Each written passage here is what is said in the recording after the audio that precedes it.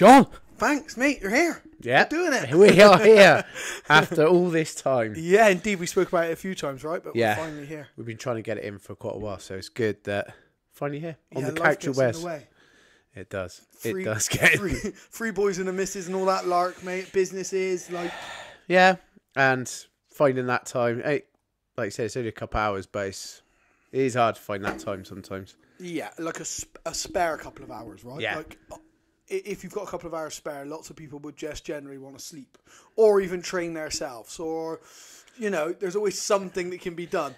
To be Chatting shit for a couple of hours is good though. Oh, you know me. It's my favourite thing to do. Yeah, but I understand. I'm a single guy. Obviously, I'm really busy, but I'm a single guy. So for me, I have way less factors to think of than you. Like even if you're not single, if you're a father and you've got to prioritise stuff, you know, like. Well, when we first met, you had a young kid then. Yeah. And you had to make things work and move things around, and training had to sort of work with. Well, yeah, kids. exactly. Yeah. And now we've got the 3 young kids, and it's just depends what your priorities are, obviously, and how you make it work for you. But I love spending time with them, whether it's watching them play sport or watching them, helping them do their homework or playing with them, whatever it is. And so for me, any spare time I normally do is with them. Yeah. Now that you're spending time with 3 young boys, sounded really weird. So now, like, how comparatively, what do you feel their life's like compared to yours when you were part of 3? You're one of 3 boys, right? Yeah. So what do you feel comparatively, like the way that they spend their time or the things is like? I mean, yeah, we're the same age. So when we were young, growing up, and this makes you sound old and stuff, but you know, things were. I mean, I literally get home from school and you're like out until 8 o'clock at night, and then come home at their age, or just come home when it starts to get dark, or there was no like worry about any of that. And all that time, funny enough, I've just done a friend of mine's got a company that sort of runs talks and stuff like that, and we were talking about the influence of social media.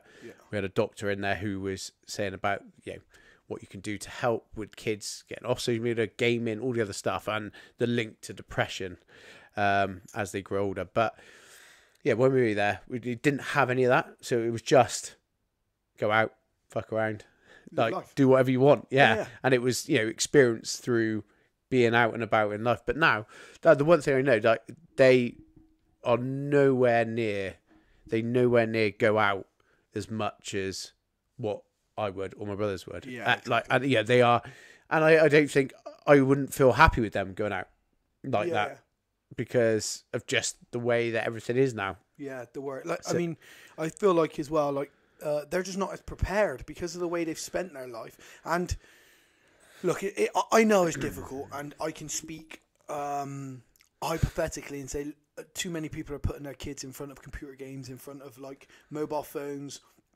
Like, give your kid a book, get your kid interested in reading, do you know what I mean? Or get your kid into scouts or something. Like, for me, I'm sort of massively against that whole social media, Facebook, Instagram, TikTok thing for kids. But I'm not raising kids, right? My daughter's grown, so I'm not raising kids. So it can be perceived as quite ignorant for me to say it because it's time again. Yeah, I think that going back to when we were young. So my parents would have parented us in their style and their way, but they probably didn't have to parent us as much as we have to parent our kids because we weren't around. We would be going off with mates. It'd be like ring down to your mates' house, so we'd go and play football for like 3 hours up and like wherever, or fucking building whatever or doing whatever. But now that's not the case. So, there isn't, you go over a friend's house and stuff, but it's still a lot more on the parents to be there with them because they're not out and about. It's like controlled fun now, almost, isn't it? Do you know what I mean? My fun was unregulated, other than this is what time I'm leaving the house. Make sure you're back by this time, or make sure you're back when it's dark. Yeah, exactly. And that was it. And then, like, Like, I can never remember having a talk with my parents about sex or anything like that. You knew because your mate had fingered someone and you hadn't, and you talked about it, right? Yeah, like, yeah, you knew is, because so-and-so had kissed so-and-so, and you learnt about these things. And it was innocent. The innocence of the child was preserved because it was all about mates probably talking rubbish half the time, making stuff up. And it was found like almost like a natural progression. And, don't get me wrong, I think parents should talk to their kids about everything, but most of it's through peer learning, and most of it's not quite right. And you find out, but now, like the access that they have when it comes to, I just, that's the bit I worry about most with the kids is how my oldest is going to be 11 doing it this year, so he's going to be going to senior school. And I'm trying to put off any sort of social media as old as I can get them. But there's a lot of pressure. There's a lot of pressure for once their mates have it and all the other stuff. Our hardest thing at the moment is gaming. So I use sport, and I really go out my way to do this. So I use sport as the intervention. Yeah. So I don't care what it is. I don't care if it's anything. It doesn't even have to need to be sports, honest, but clubs or whatever. So they do they're out Monday night, Wednesday night, Thursday night, Friday night, Saturday morning, Sunday morning, and that's everything: rugby, football, basketball, CrossFit. Can I just say, mate, they're not going to be basketball players, mate. Not to take your genes, mate. No, they don't take they my might genes. Be athletic, mate. Well, I don't even know if they're mine, because they're all tall. So. Tall for now. Yeah. Tall for now. Or tall compared to you. Well, yeah, Basketball was never in your genes, mate. No. I mean, you could be one of those outliers. You could be, yeah, for sure. They could jump. They are. They could jump. They're mixed race, aren't they? So they probably can jump. Yeah, probably, yeah. But they are, so that for me is the intervention. And I just think if you have the opportunity to send them to a club, it ticks two boxes. One, they're getting outside, they're getting physical, exertion. I don't need to say about the benefits of exercise, but there's that. But also, it's an easy win to get them off their game. Yeah, exactly. Because they're just not there on their game. There's not the option. Because the worst days for us is if it's pissing down outside, they're all in, and it's like, well, they want to go on it. And it's sort of like, well, how do you not let them go on it for 12 hours? Of course. So they're going to get... So for me, and I know not everyone's life is as easy where they can just take, if you're a single parent, that becomes very difficult then to send, if you've got 3 kids to... But if you've got the opportunity, and this sounds bad, but I have 3 kids, and I don't say that every time I take them out to a sport club, I love it, because it's like in 5-6 times a week. But I think my responsibility as a parent is to try and give them the best I can, and I think that's time. Well, yeah, I think, yeah, exactly. Like, I mean, even I do things that I want to do for me, and I don't even enjoy them all the time. I go to the gym, and sometimes I don't enjoy going to the gym. I'm like, I'm at the gym. No. I still get my ass to the gym and I train, right? So when you're doing it for somebody else, but that for me, that's your responsibility as a parent. Yeah. And like I had this talk with somebody the other day. They've got kids, and their daughter's a bit of a pain in the ass, and we're talking and stuff. I'm like, but every time I've been over, your kid's on a tablet or on a phone, or I speak to you, they're in their room. Something along those lines. Like, you need to parent them. You need to go, oh, well, they do it. No, you've allowed it to get to that stage. The intervention should have been way before.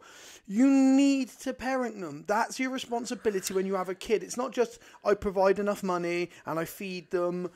You have to grow them into human beings that are going to function in a world. That's your responsibility of being a parent. And the thing is, you can't change the past.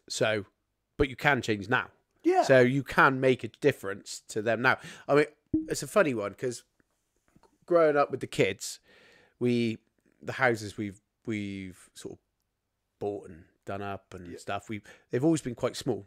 So we've always lived quite confined. Yeah. Now, what that's meant for me is that actually, complete default. This wasn't planned, but I found that what it's done is allowed the kids to. We've always had constant dialogue all the time. So because it's been quite fun, we've been like arguing about something, we've had to resolve the argument. And so we've had this constant debate all the time about, if someone wants this, it's got to be the sort of two in the throw so that it's fair for everyone.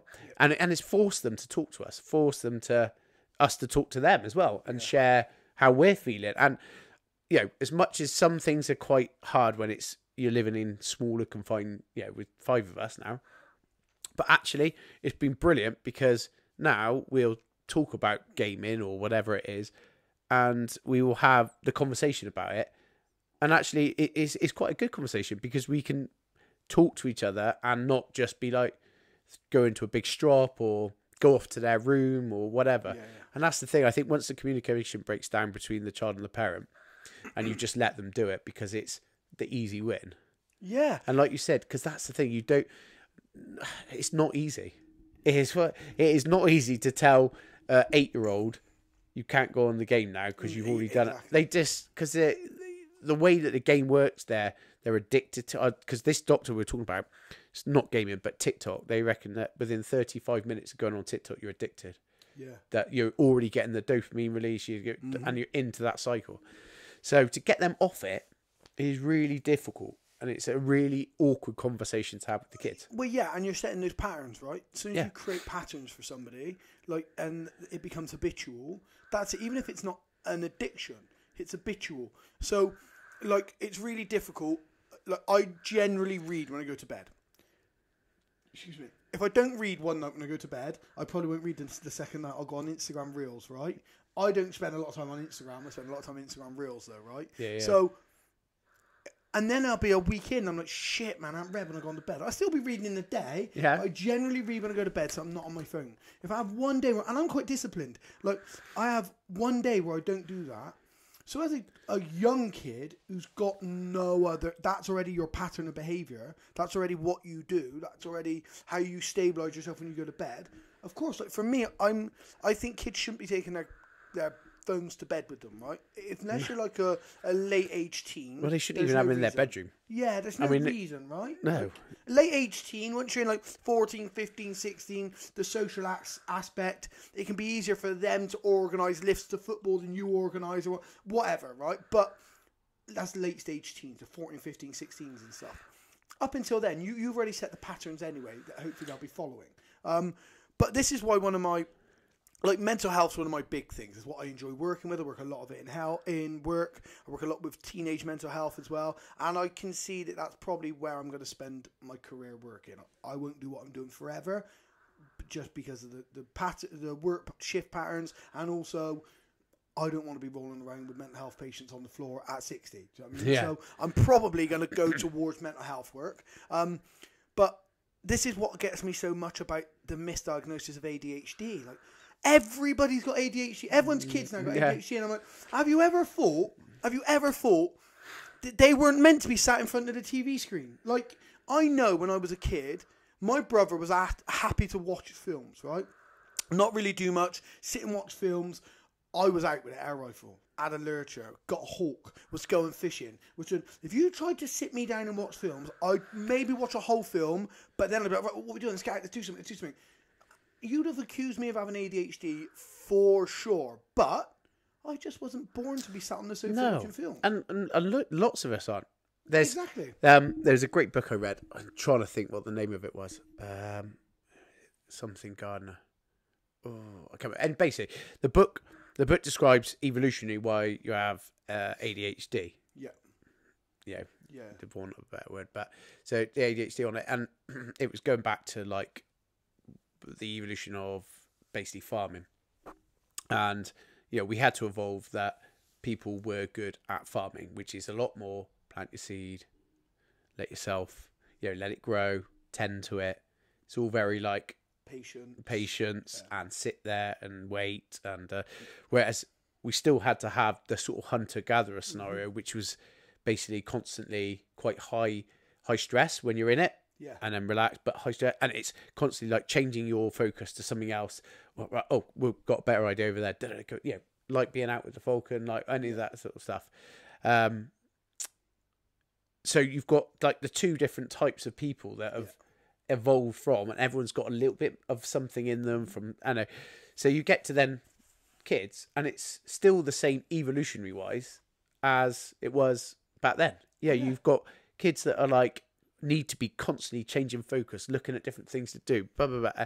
And then you've got the kids that will be great at sitting there and being patient and working on it. And you've got the kids who are going to do well at maths, and they're going to do well because they do well at maths. They'll do all right at history, and they'll do all right at English because they're academic and they can sit there. Now, we're dismissing kids and telling them they're no good at things because they're not fulfilling a curriculum-based education which is focused on, we judge everybody on these merits.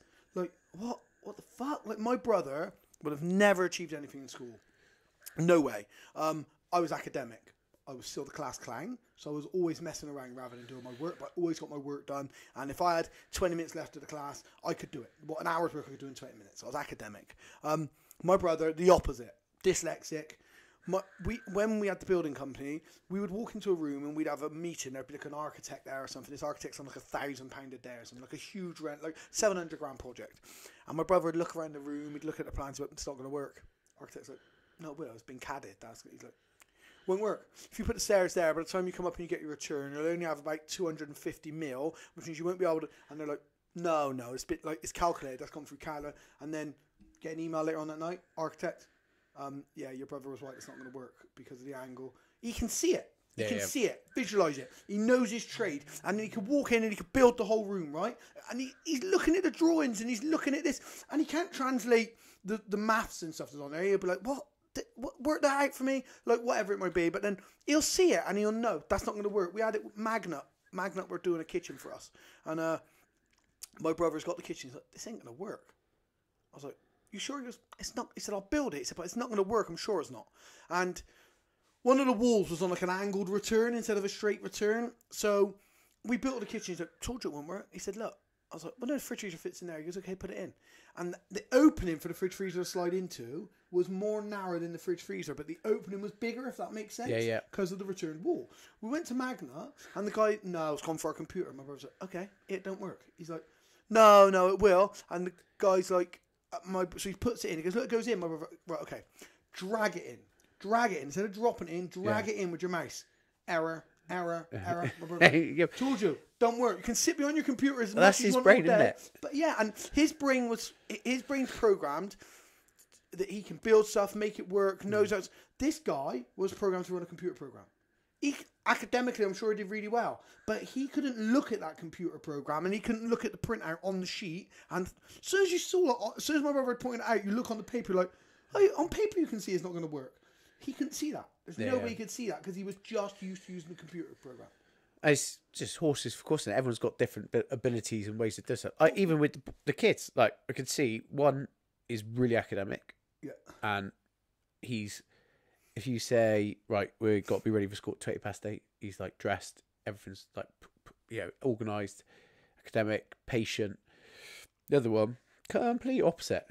Got to go at 8:30. At 8:30, he's still in his pants, walking around the house, which is sad because he could do stuff where you put a dance video on TV, and he can just see it and move. And he has that different thinking and the other one could not do that. And it's fantastic to see. But the other one's academic, and it's like, oh, great, he's doing amazing, And the other one's dyslexic, and he struggles academically, and it's always like that's the thing that he's struggling academically, and you're like, well, but you're not judging him by the other kids' standards, which is the problem that we've got with schools, right? Exactly. That's not my point. We're judging kids by somebody else's standard, and it's ridiculous. It's still in this day and age now. We're giving people D's and telling them they're not going to be anything, when in actuality we should be saying, right, we've had a year of you doing this subject. This is not for you. What can we figure out? Right. Let's find something like carpentry skills. We should be introducing skills into the schooling system that benefit our kids and benefit the world. And they feel good about it. Yeah. Instead of going, oh, well, I'm just shit. Well, they're going to want to study. They're going to want to learn. Yeah. If you get a subject, like I was obviously really good at PE, right? So I had a really good time doing PE, but it made me want to go to school because I had PE that day. I loved school anyway. I was social. But if I was really good at PE and then I'm really good at geography, and then I'm not so good at maths, but I'm really like learning now because I'm good at these two things and I get rewarded and everybody tells me I'm good. Yeah. I still got to do basic maths, but you're not trying to get me to do like complex algebraic trigonometry because I'm never going to use it. So let's not base how smart I am on complex algebraic trigonometry. Let's base it on, right, he can do basic arithmetic. He's going to be okay in the real world. He's going to function. What else can we focus his energy on now? All right, it's easy to just knock the education system because I'm not the one who's got to fix it. But we do need to look outside the box with it now, and there's like you get like SEND letters now, so like special educational needs. Yeah. And I'm thinking even that, like most of those kids, and I say most of those kids, but a lot of the kids are, they have ability, they have amazing like gifts, but we don't see it because we, like you said, we prescribe to a certain standard of judging them on intelligence. Well, the worry is not even that we don't see it, is that we discount it. Yeah. Like, we discount all the positives because, like, if I've got a kid, obviously I'm not talking from ignorance because I teach every day of my life. I teach complex martial arts. Jiu-jitsu is a complex martial art, right? It's not a simple martial art. Yeah. I teach complex martial arts to a very high standard, and I teach everyone from fat 50-year-old men to young kids. I've taught from the age of 5, I teach all the way up to adult, and I go all the way up to pro fighter and everything in between. So I'm not ignorant there. I also teach every single week in my job. I teach people how to restrain, conflict resolute, verbal de-escalate. So I teach. I can say I know a little thing or two about teaching. What we do is when we're discrediting people's best attributes because they're not complying with the thing that we want them to do, what we consider the good attributes, we're actually berating them. You're berating your child. You're saying, you're not good enough for this, you're not good, but you're doing it in a nice way. Because you're taking, if you've got a kid who's a really good orator in your class, he makes everyone laugh, he's funny, he's entertaining. For me, I'd be thinking, right, okay, what I'm going to do is I'm going to try and get this kid to teach the class. So I'm going to make him understand by him teaching himself. So if I was doing maths or something and he's not doing great at maths, but he's a really good orator who likes entertaining, I'll pull him at the end of the class and go, so what I'm going to do, Bobby, tomorrow, I want you to go in and learn this, please, mate. You can teach this to class tomorrow. Like, teach it how you want. Make it funny if you want, but I want you to teach these things to class tomorrow. And just find ways of bringing those characteristics into the curriculum. I do think it's got better. I think that the teachers are trying really hard with the tools that they're given. Also, teachers are massively underfunded, massively overworked, right? Like, that's the thing. Massively. So my issue's with the system, not with the people who work in it, for sure. Exactly. So it's like, they are doing the best they can. And most of the teachers I know love doing their job. That it's just that the constraints they have on it and is the problem. Yeah, of course. But I think there's, when I went through school, I was okay academic, did a degree, all that. I don't fucking how I got it, but did it. But for me, I loved PE and I loved communicating with people.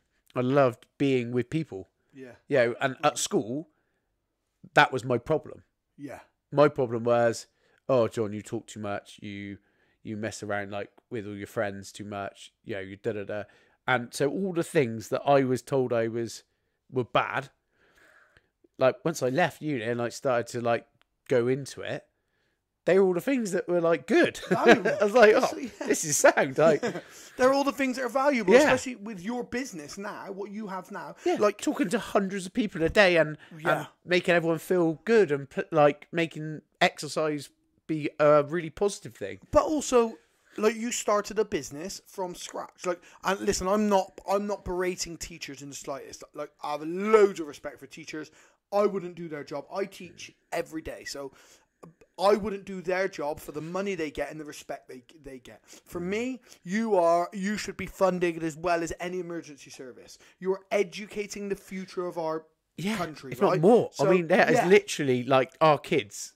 Yeah, exactly. Their lives are built on what these people put into them. So I think you reward them massively because we want them to put more into the kids. Some of them could probably put less in because they love what they do, they work really hard, and they're not being rewarded for it. So I think that you've got that. But what you did is they go to work and they've got a safe job where they're earning their salary.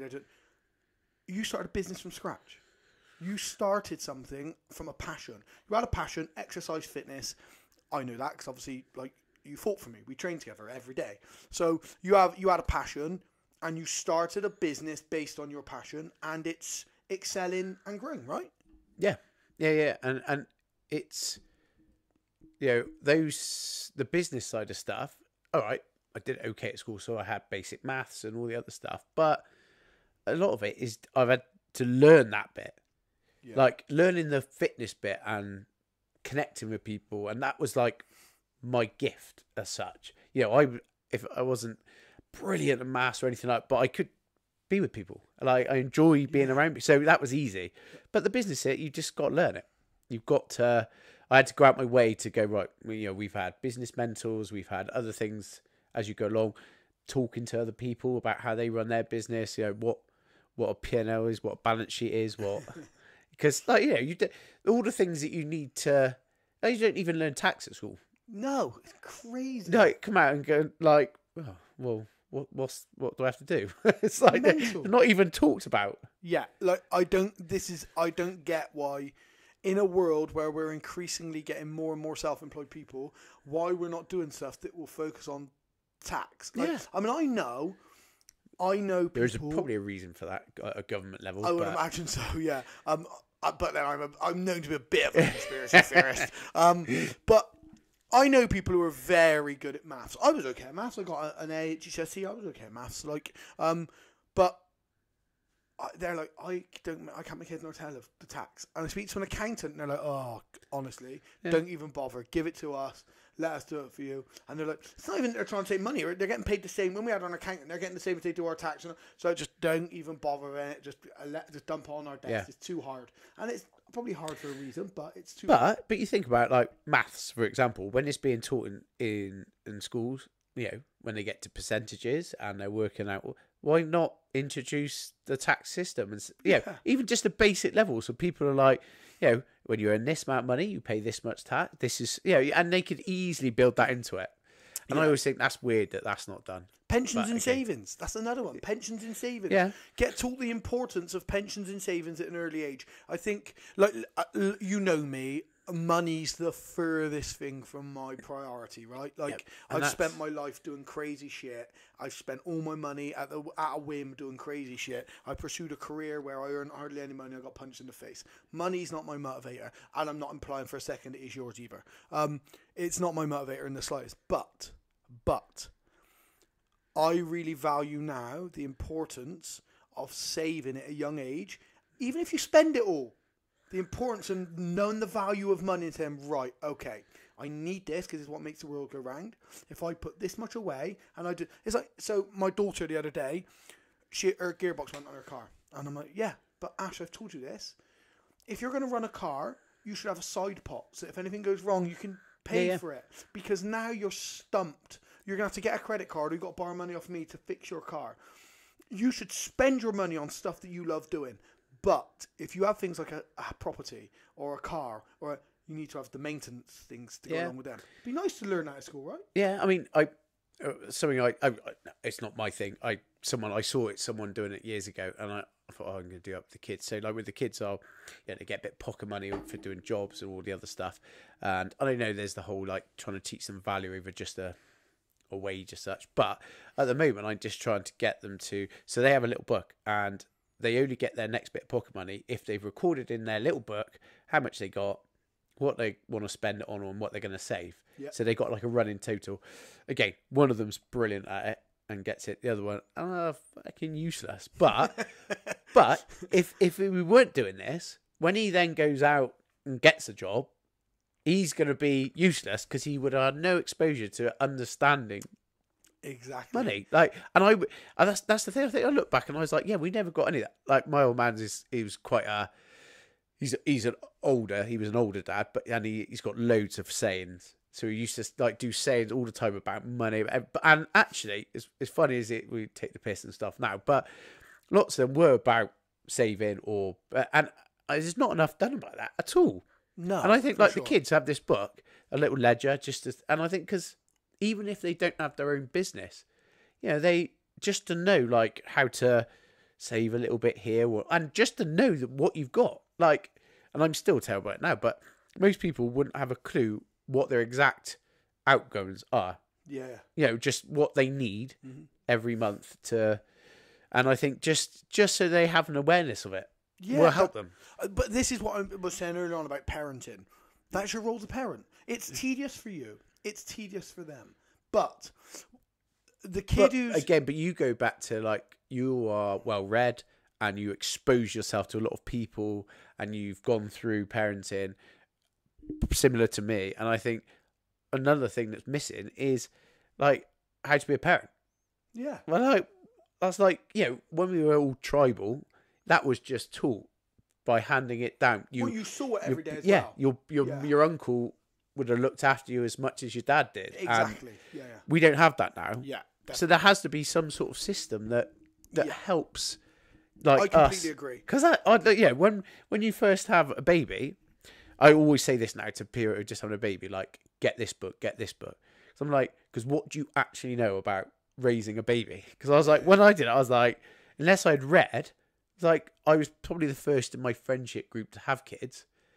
And I was like, I have no fucking idea what I'm doing. And then you're just going off what the odd person tells you. Yeah, that is exactly it. Like, when it comes to raising my daughter, when she said to me she was pregnant, so she was 20, and I'm like, grumpy. No, I'm not a granddad. My daughter's got a kid. So she's like, oh, what? I'm like, look, it's your body. Nobody should tell you what to do with your body. I'm not telling you what to do with your body. What I'm saying to you is, you are not prepared for a kid. You're not prepared financially, mentally. You don't understand what it's going to take. It's going to drain you so emotionally and mentally. You then put yourself at risk health-wise, mental health, etc. I'm like, but if I tell you to get rid of your kid, that's a massive procedure on your body. That's not for me to do. You have to make that decision. Whatever decision you make, you got my support. I'm just telling you, it's a bad decision because of this, and it's only a good decision because you'll eventually have a kid who loves you. That's the only positive you're getting out of this, right? This is all the bad stuff, but you got my support. You do what you want. I'm never going to tell you what to do with your body. Anyway, she had her kid, and mate, the amount of times she messages me, she's like, look, don't get me wrong, I wouldn't change him for the world. I love him to death, but fuck, this is hard, man. Yeah. It's so hard. Like, yeah, because it's really hard when you're stable and you're in a relationship. So when you're young, unstable, you never had a solid job already, plus now you're not going to have a job for at least 2 years, so you're going to have to live off benefits and stuff, because I can't fund you. Even if I could fund you, I wouldn't. You got to struggle. I'd let you struggle, right? If I was a millionaire, I'd let my daughter struggle, because she's got to raise her kid. Yeah. She's got to understand responsibility and accountability. And also, her kid's got to really... I'd never see her fail. Do you know what I mean? I could never see her broken. But you've got to struggle, because you can't just turn around and say, well, I can do this because I'll be bailed out. Or I'll be doing... Yeah, and that's what it teaches. And I had nothing, mate. Like, nothing growing up. We were raised council estate in Bristol. Then we got some money when I was young. My mum and my stepdad got some money. Then my stepdad lost everything, back to a council estate. I mean, there was times when we used to put butter and sugar on Weetabix because we couldn't afford milk. Or I'd go out and I'd nick milk in the mornings when the milkman had been around, and I'd have that on my Weetabix. Like, we were skint, do you know what I mean? And so I never had there was no like, oh, when you get older, mum's got a pot for you, or none of that. Like, absolutely brassic. My daughter, when she learned how to drive, I bought her car before she even drove, right? So she was learning driving her car. That was a big thing for me, because I wanted to be able to do it. She asked for, Dad, can I borrow this money? She gets it. I never had any of that stuff. And I'm like, that struggle is really good, because I wasn't brought up reading. I wasn't brought up strict on education. I wasn't brought up on all those things. I did all those things later in life. And I did those things because I'm quite headstrong, and I do the things that I want to do. And I suddenly thought, like, I'm studious. I like to learn stuff.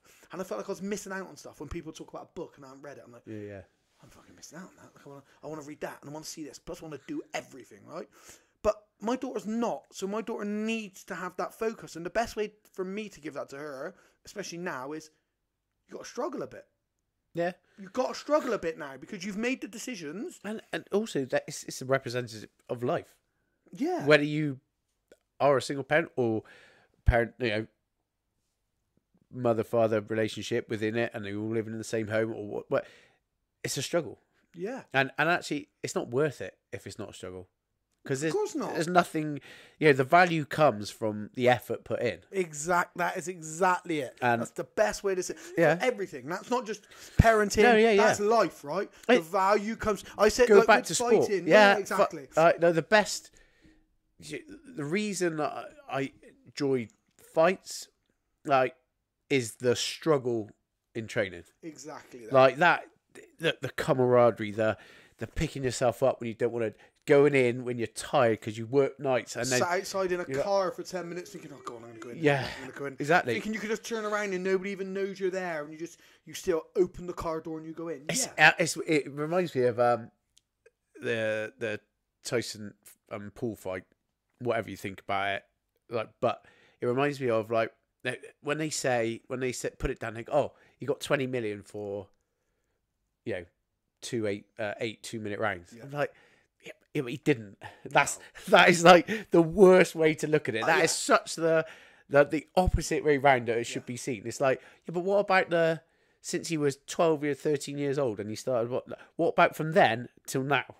Yeah, the amount of time that he's trained, the struggles he's gone through, Tyson had a fucked up life when he was a kid and saw some fucking terrible stuff, and he's come through it, and the fact that he finds someone who's an anchor in his life, then they die, and to say that I'd get knocked out for 20 minutes. I was like, yeah, but that's not but would you do 25 years of work for 20 million? Yeah. Would you get punched in the face every single day, multiple times a day for 30, 40 years to get to that point? So the being punched in the face suddenly becomes the easiest part, right? Yeah.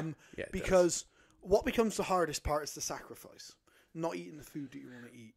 Not going to social events. Yeah. Getting up and skipping, which is really boring. Going on those road runs, which is really tedious. Sparring's horrible until you're sparring. And then you love it, right? Yeah, that's exactly. The thought of me going in sparring now, I'm like, no, I don't want to get punched in the face. The moment someone throws a glove at me, I'm like, let's go, I love it.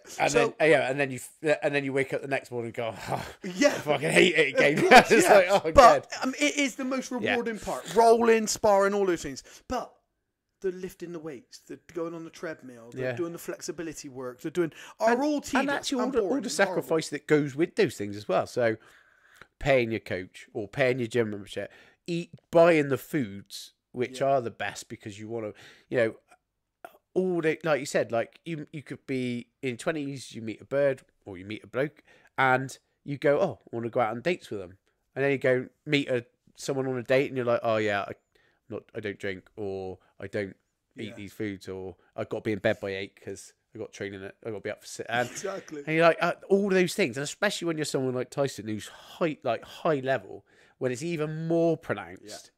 It's one of those things. I think that it does annoy me when they everyone just goes to the end point, and I think and they actually. My best times, the fights were the worst because I was like, "Oh, it's a night. You never really remember much of it, because I remember when my last fight cornered up in Norwich, and I remember being like, I don't remember any of it building up to the fight, and they shut the gate, shut the door, and then I can remember the fight, and then it's all blur again. Yeah, and I'm like. That's a sort of it was great with the camaraderie going up and all that. Greg trying to get me to go to a strip club night before a fight, brilliant. But I love the whole banter with it, and you got that. But my best memories are the bit that actually most people think would be the shit bit, like the training, getting up early, going doing stupid water cuts or whatever it is. But I love that bit. That's the journey, isn't it? It's I think... So when Grant lost his last fight, we were in Spain, obviously, and I'm like, mate, look, you can judge yourself on this loss. This loss can be the determining factor for you now. Right? Oh, I'm fucking shit, I lost, I don't want to do this anymore. So that can be the determining factor. But you didn't come to the gym to win. You came to the gym to get better.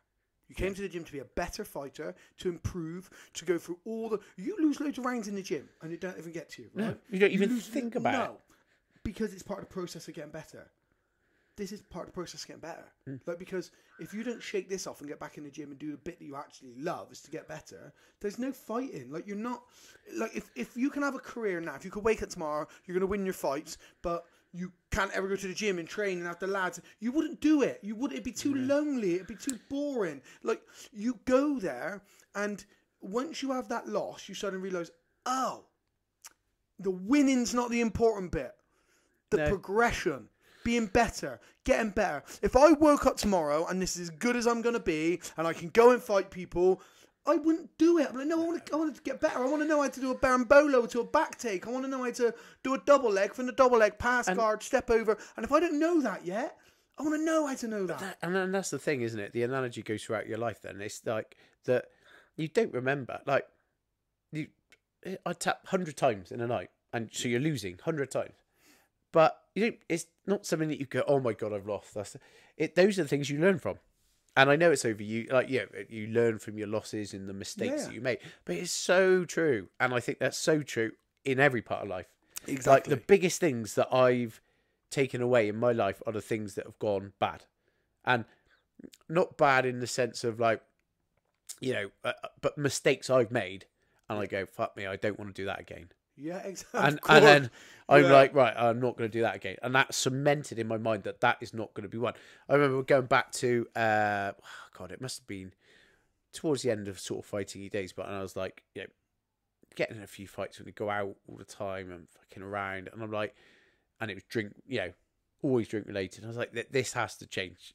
I've made these mistakes. What can I do? So start going down the therapy route. Best thing I've ever done. Yeah. A couple of years into therapy, and like my friend Saeed as well, he was a big one pushing me into it. He went through a similar journey with his therapy and all that sort of stuff. But that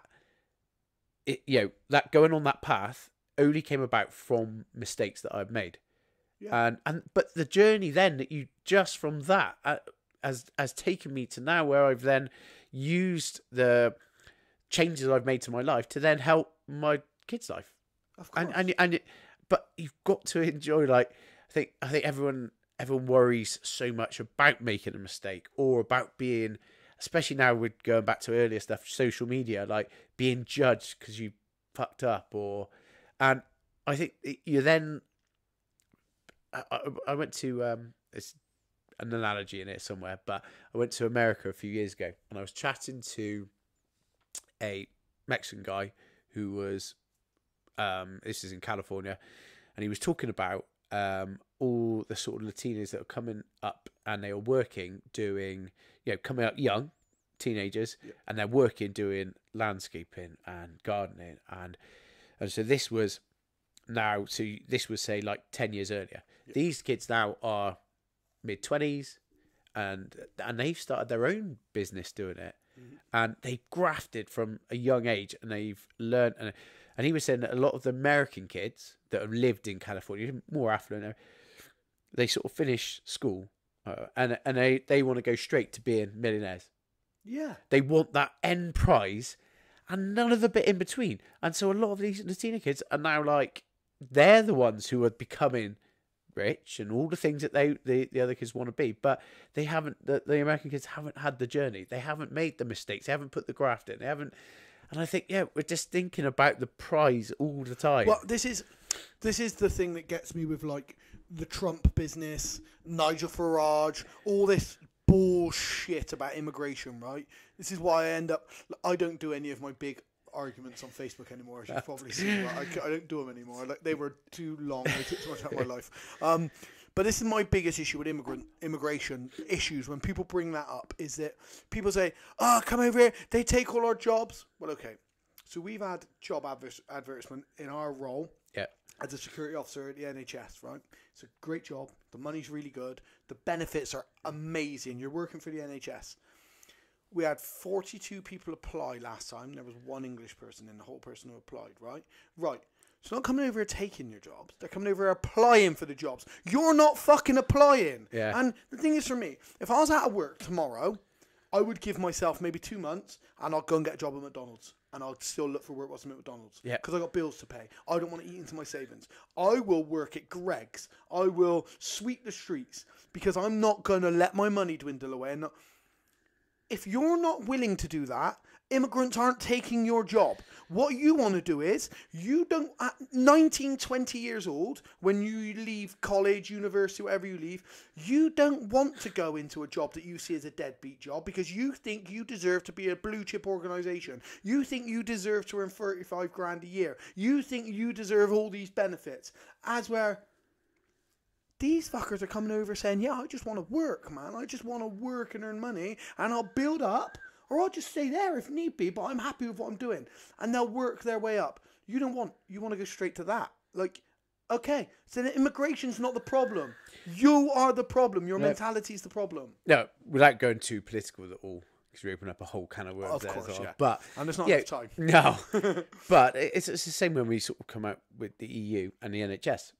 You know, it's like, it's great. So we need nurses, we need doctors. Mm-hmm. So we could come out the EU, and then suddenly we lose loads of the people that are working. Yeah. And so there's not been a replacement of all those people. We're still looking for doctors all the time, looking for nurses, the stress that is put on the system. I'm like, yeah, it's not, the jobs are there.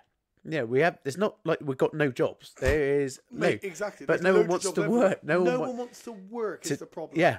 It's that, and I think, and again, it's just my opinion, but I think people don't enjoy the journey. They don't enjoy the fact that the hard work part is what gives you your relevance in life. The fact that you're contributing to everything. The fact that you feel some reward for doing. But these are the same people who want to share memes of Ricky Gervais and J.K. Rowling saying how they didn't make it until they were 40. Like, Ricky Gervais was 39, I think, when he wrote The Office. Yeah. 40 when it came out. Like, these are the same people who want to share the stories about struggle, but they don't want to struggle. No. Like, there's going to be a point in your life where I think Ricky Gervais says it in one of his things where he's like everyone, everyone like says to me, oh, yeah, I'd love to be like a comedian. I'd love to be like earning what you're earning now, like being as famous as you are. But they don't want to be working in some shitty pubs for absolutely nothing in a bedsit where they can't even afford to like eat. They don't want to do that bit. Exactly. It's like, that is exactly it. It's the bit like the guys who want to be Conor McGregor, but they don't want to get punched in the face and fight on a show for no money where you only get ticket sales. Right. You're not going to be Conor McGregor. Like, it's that simple, right? You're not going to do it. You have to go. You have to put the work. Like, I mean, I'm not a massive Conor fan post his fights with Poirier. Obviously, I knew Conor from back in the day, right? Conor was originally everything you would epitomise: hard work, putting an effort in, getting reward, all of those things. You don't get that. You don't get what he's got now. You don't get to fight Floyd Mayweather in one of the biggest combat sports fights in history by not doing that, right? You put all that effort in. They don't want to. They don't want to fight on Mickey Mouse shows. They don't want to get paid peanuts to go and fight on to be main event somewhere. But that, again, it goes back to, I think, social media and stuff, and the fact that people only celebrate the very best parts of their life. That one moment when they're on holiday and they got $1,000 to spend on, and it's like, oh, look at how good life. And so you're constantly shown these, like, this is what everyone's life is like, and it's all right to be ordinary.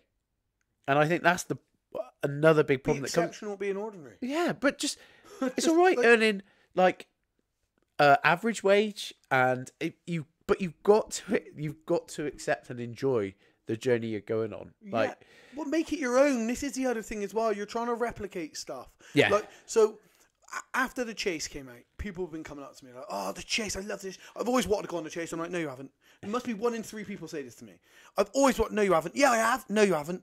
I have. I'm like, "Have you applied?" Well, no. You know what? You haven't. Like, what? I don't know how you can say this to me. As someone who's been on there, I didn't do anything but apply. Yeah. They didn't come to me and hey, aren't you that guy who's fought a few times and he does a podcast that no one listens to? Yeah. No. I applied. I went through the process. I turned up. I waited 3 years. I got a phone call saying, right, we've got a spot for you to go on. Like, do that. Yeah. Oh, well, how'd you apply? I'm not telling you. Yeah, the people. Because you would know how to apply. I bet even if you told them, I don't think they'd do it. No, of course they wouldn't. You would know if you really wanted to do it. I met a guy the other day. Hang on, hold that. I need a piss. Go on, mate. You got a piss. I'll talk. I'll talk. Go on. Don't worry, mate. That's a good story, I reckon. That's coming out. Are you implying some of them are bad stories? No. Good and bad's one word. I'll just take this time while John's pissing just to chuck in a couple of sponsory sort of things. I think it's not sponsors. Like, we're not sponsored. We're up for people sponsoring us, sending us stuff to try, and we'll say what it was like on the podcast. But like, really, two people who massively support me. And the Olympians MMA, etc. One would be Ridgeway Family Fitness, where we're based now, Olympians MMA. Like Ridgeway and Marie, all those guys. The amount of support we get is unbelievable. You can't do a lot for them unless you're going to join the gym. But we don't care about you joining the gym. Ridgeway, Marie, we don't. But give our stuff a share, right? So go onto the Ridgeway Family Fitness page, share the stuff that we're doing. We do lots for charity. Share it, promote it. And the other one, obviously, is Trojan Fitness. Trojan Fitness, Matty does so much hard work down there, especially now with the stuff with Sid and that. So, yeah, go on to Trojan Fitness. Even if you just say, like, oh, Wes, put me onto the page and just share a post, anything like that. If you do that, that would be absolutely brilliant. So I'm not asking you to buy anything. I'm not asking you to invest anything. I'm saying if you can just go and give a page a like, give a page a share, etc., that would be amazing. And you're back. Back. That was a quick one, to be fair. Yeah. I can't remember what I was talking about before now. What my story was. I don't know. Oh, I was out on Saturday and a guy came up to me and we were talking. Bald guy. Someone said about like just shaved your head, bicked it. It was got to because it grew back. And I was like, just get it tattooed on like mine. He's like, what? I was like, my hair's tattooed on. He's like, no, it's not. I was like, my hair is tattooed on. I said, it's not something I would have ever thought about having, but Emma approached me and said, look, I want someone who's going to promote it. So I did it for her and she tattooed my head and he's like, let me see. So he's examining it and that. He goes, let me have her details. I'm going to contact her.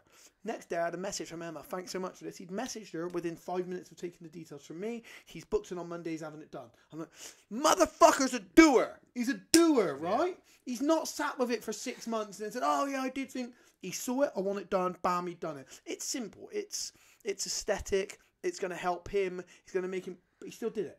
He took the details and he did it.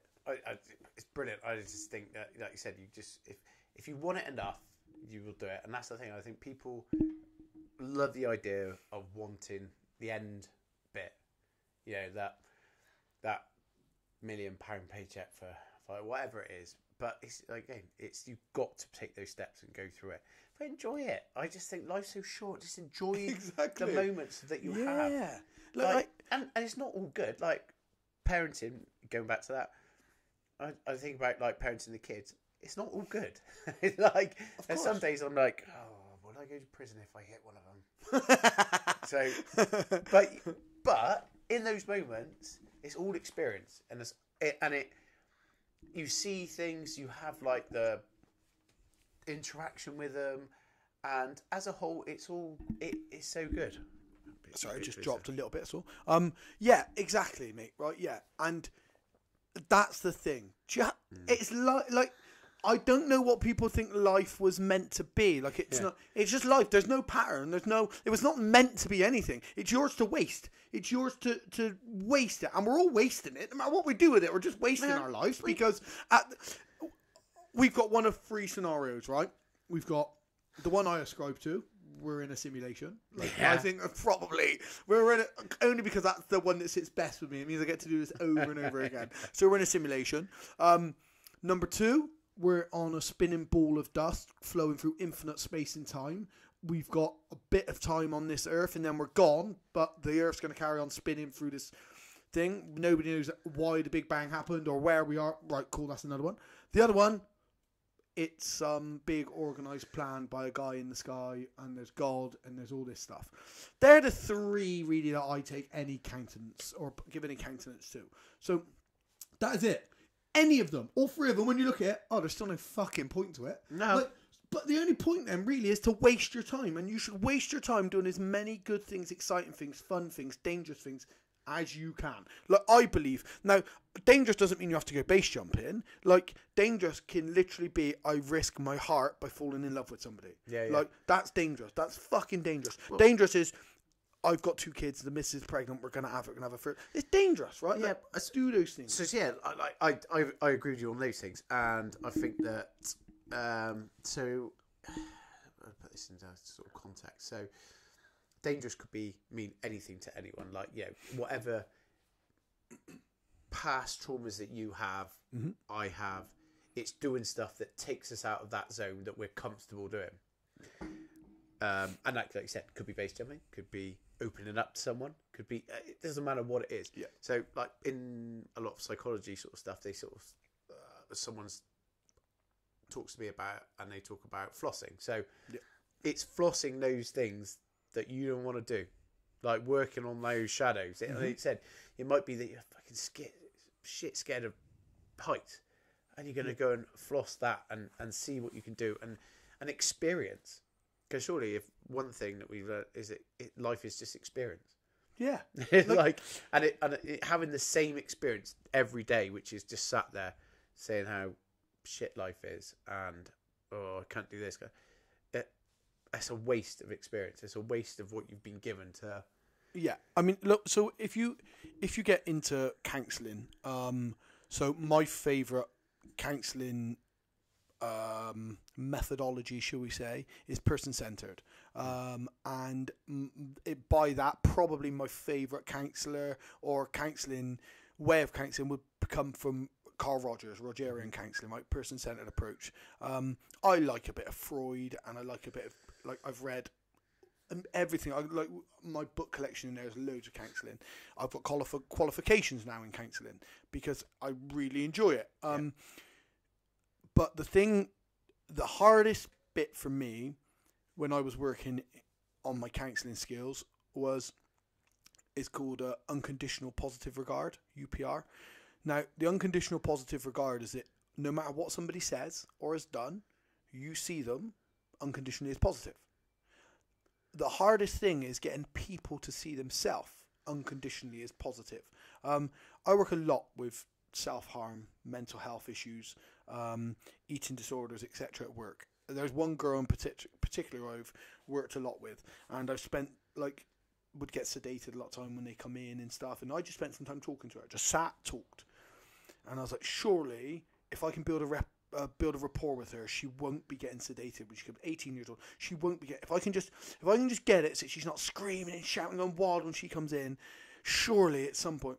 So then anyway, it came to for the last 15 or 16 months I dealt with her, she didn't get sedated once when I was on shift. Because I'd walk in and I'm like, what the fuck is going on? Screaming, shouting out, if you're going to do this, I'm going to leave and I'll let someone come in here and do what they're going to do to you. Like, I said to you, if you'll talk to me, I promise you won't get sedated. You won't. I mean, we put people flat. Ketamine, bosh, flat, right? If they're uncontrollable in a hospital, we can't have them. If they're being violent and aggressive, we can't have that. If they're not fit to leave because capacity, they have to be put flat, right? So, look, we can stop that happening, but you've got to engage with somebody and then just start talking to somebody. And then the more you deal with these people, the more someone like her, she shared something along the lines of I just want to be normal. I just want to have this. I want to do. I'm like, let me stop you.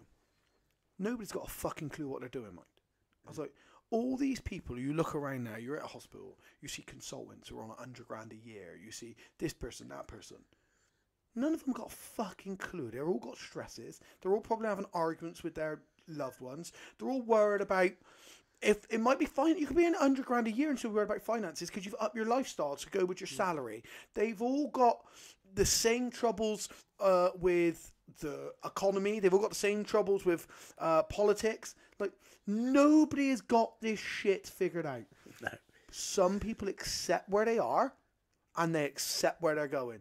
And some people try and plan where they're going, and when it doesn't go that way, they give up and feel like it's falling apart. I was like, some people plan where they're going to go, and they realise, it's a road. I mean, right, the quickest way from here to London is the M4 or on the train.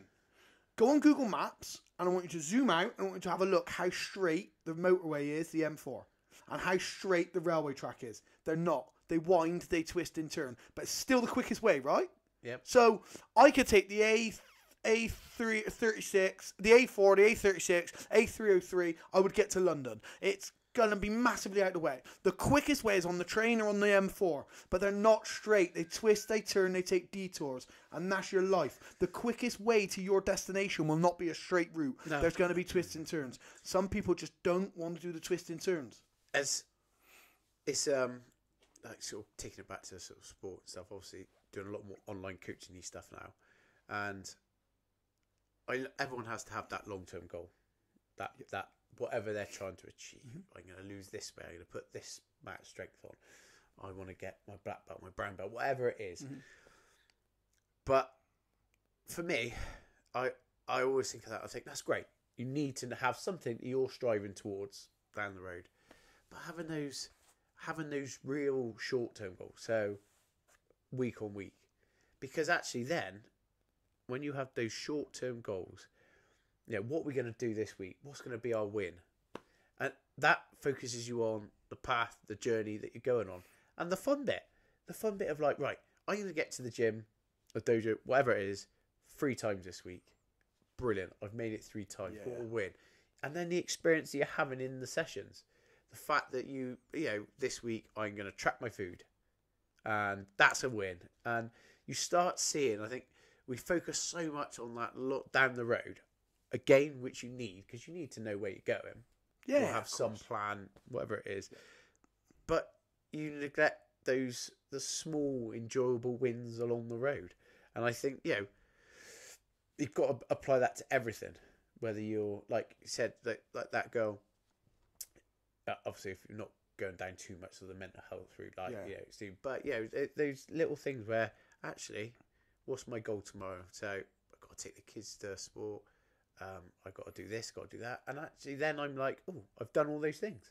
What a win! What a brilliant thing to celebrate! I've just managed to get up in the morning, go and train, see some friends, be with the kids, work, and I think everyone needs to sort of try and focus a bit more down on those days, and also because I think long-term goals are great, but time goes so fast. Yeah, exactly, and even if we look at mental health, alcoholism, alcoholics have come in and they're like, I hadn't seen him for ages. I had 6 weeks of not drinking, but I fell off the wagon. I'm fucking you, so let me stop you. What's the longest you've ever been without drinking? Well, those 6 weeks are just done. That's amazing. Yeah, you drank now, but so what? Yeah. How fucking much stronger are you than you were 2 years ago when you'd only done 4 days? Yeah. The next time you give up, you might go 10 weeks. The next time you give up, you might never drink again. Fucking be proud of yourself, man. That was 6 solid weeks of commitment to not drinking. You had a slip up. Every boxer gets punched in the face. Every jiu-jitsu practitioner gets submitted. They're just stop ignoring all the brilliant things that you can celebrate. Yeah. Celebrate them, right? Yeah, that's it. That's the same. Exactly. And it's. I think being in the fitness industry, you see that quite an acute level. So obviously, day-to-day life, you see it, but people tend to have a little bit more. I go to work 9 to 5, whatever. But when you're in the gym, you see those ups and downs. You see the achievements quite. Because people do focus down in more when it's exercise or whatever, like jiu-jitsu. They chatted to someone yesterday and they're like, got a grading on Sunday, and they're like, I want my brown belt, but I've only been purple for 2 years or whatever, and this, and then we were saying about going to the sessions in the week leading up to it. And he's like, I'm rolling with Moa on Tuesday, I'm paired on Wednesday. Or whatever, and I'm like, they're so excited about that journey, and I think fitness is a really good one, and exercise and stuff is a really good one to help with that, enjoyment of it. So I think the best thing about fitness, martial arts, football, because it strips all the bullshit of life out of it. Yeah. If we look at fitness or if we look at jiu-jitsu, let's say, it's what happens on the mat, right? Yeah. There's no political influence. There's no relationship influence. There's no... Yep. So it's just that. It's just that struggle, right? It's just you work hard at this, you get beat down at this, you get better at this, you move this, and I think it's a really good metaphor and it's a really good example of things because the bullshit's gone. You're just dealing with that. And so many people fill their life with so much bullshit or extraneous stuff that is irrelevant. And they'll tell you, oh, I really want to come training to the gym, but I had to do this, but I do that. But let me stop you. You lost me at the first but. Yeah. That I really want to go to the gym, so I came. That's all you need to know. Yeah, and even if you can only fit 10 minutes in, you went to the gym. It's just filling it with loads of other shit. However, once you're in sport... Or if you go to the gym and it was a terrible session, you didn't lift what you wanted to, you tapped out by everyone. Like, it doesn't matter. That's like, the point of it is that you went to the gym, exactly. You'll feel better after for doing it, 100%. Exactly. Yeah. And it's, I mean, God... Now, 13 years of opening and running gyms, and like the excuses that you hear, like you said. So I know a part of my job is to try and then talk people into coming and starting, because they will have excuses. They will have excuses. Like money's always a big one, and I'm like, so you've got the money to do this, and this, but not this thing, which will have and I know again all the things are out there that show this sort of stuff, but it's so true. Prioritize. Yeah, it's just prioritize. Like life, doesn't have to be that complicated. No, it certainly doesn't. And I think when you look at what the negative influences or the things that are pulling you away from the things you want to do, they're generally things you don't give a fuck about anyway. Like the amount of times I used to post something on Facebook and I'd be embroiled in these arguments, and then somebody would post and I'd get a notification on my phone, I'd look at it, and then next time I got a plaster set on, I'll just try and squeeze this reply, and I'm trying to get this plaster done, or I'm teaching a PT, and I'm like, what? No, yeah, just go back on the back. And I'm like, what the fuck am I doing? I don't care. I'm not trying to win the argument. I've voiced my opinion, now I'm in this argument. I don't care, but it's affecting the real world. Yeah. Like, come on, man. Yeah. So, but you so your gyms are obviously busy, successful, doing well. Yeah, all doing really well. Like every business, you have some up and downs, but for me, it's, and you sort of alluded to this earlier with you, but it's never been just about the money. Like for me, it's like doing something that I feel is making a positive impact on the people and surrounding area, world, whatever. But the time I get communicating with people, talking to someone, I mean, that's the only bad bit about me when I'm coaching, is that I could have a little side chat with someone. Yeah, I'm not like that and myself. then be like 20 minutes there, I'm like, oh yeah, there's class going on. So, and I love that though. I love the fact that it's positive. Yeah. I mean, people come in, and I don't personally see the shit parts of life, bad stuff, because I'm in an industry where people generally come in and they're positive and you're doing good stuff and all the other, and I love that. I love positive energy that goes with it. But it's funny, like we were talking earlier about hormones and things like that, and when we were talking about the ups and downs and the sort of journey you go on, there's lots of people that I train now who are on generations of Ozempic. So and I think we have a culture where we're very judgmental on people, which has influence on them, what people will do. Yeah.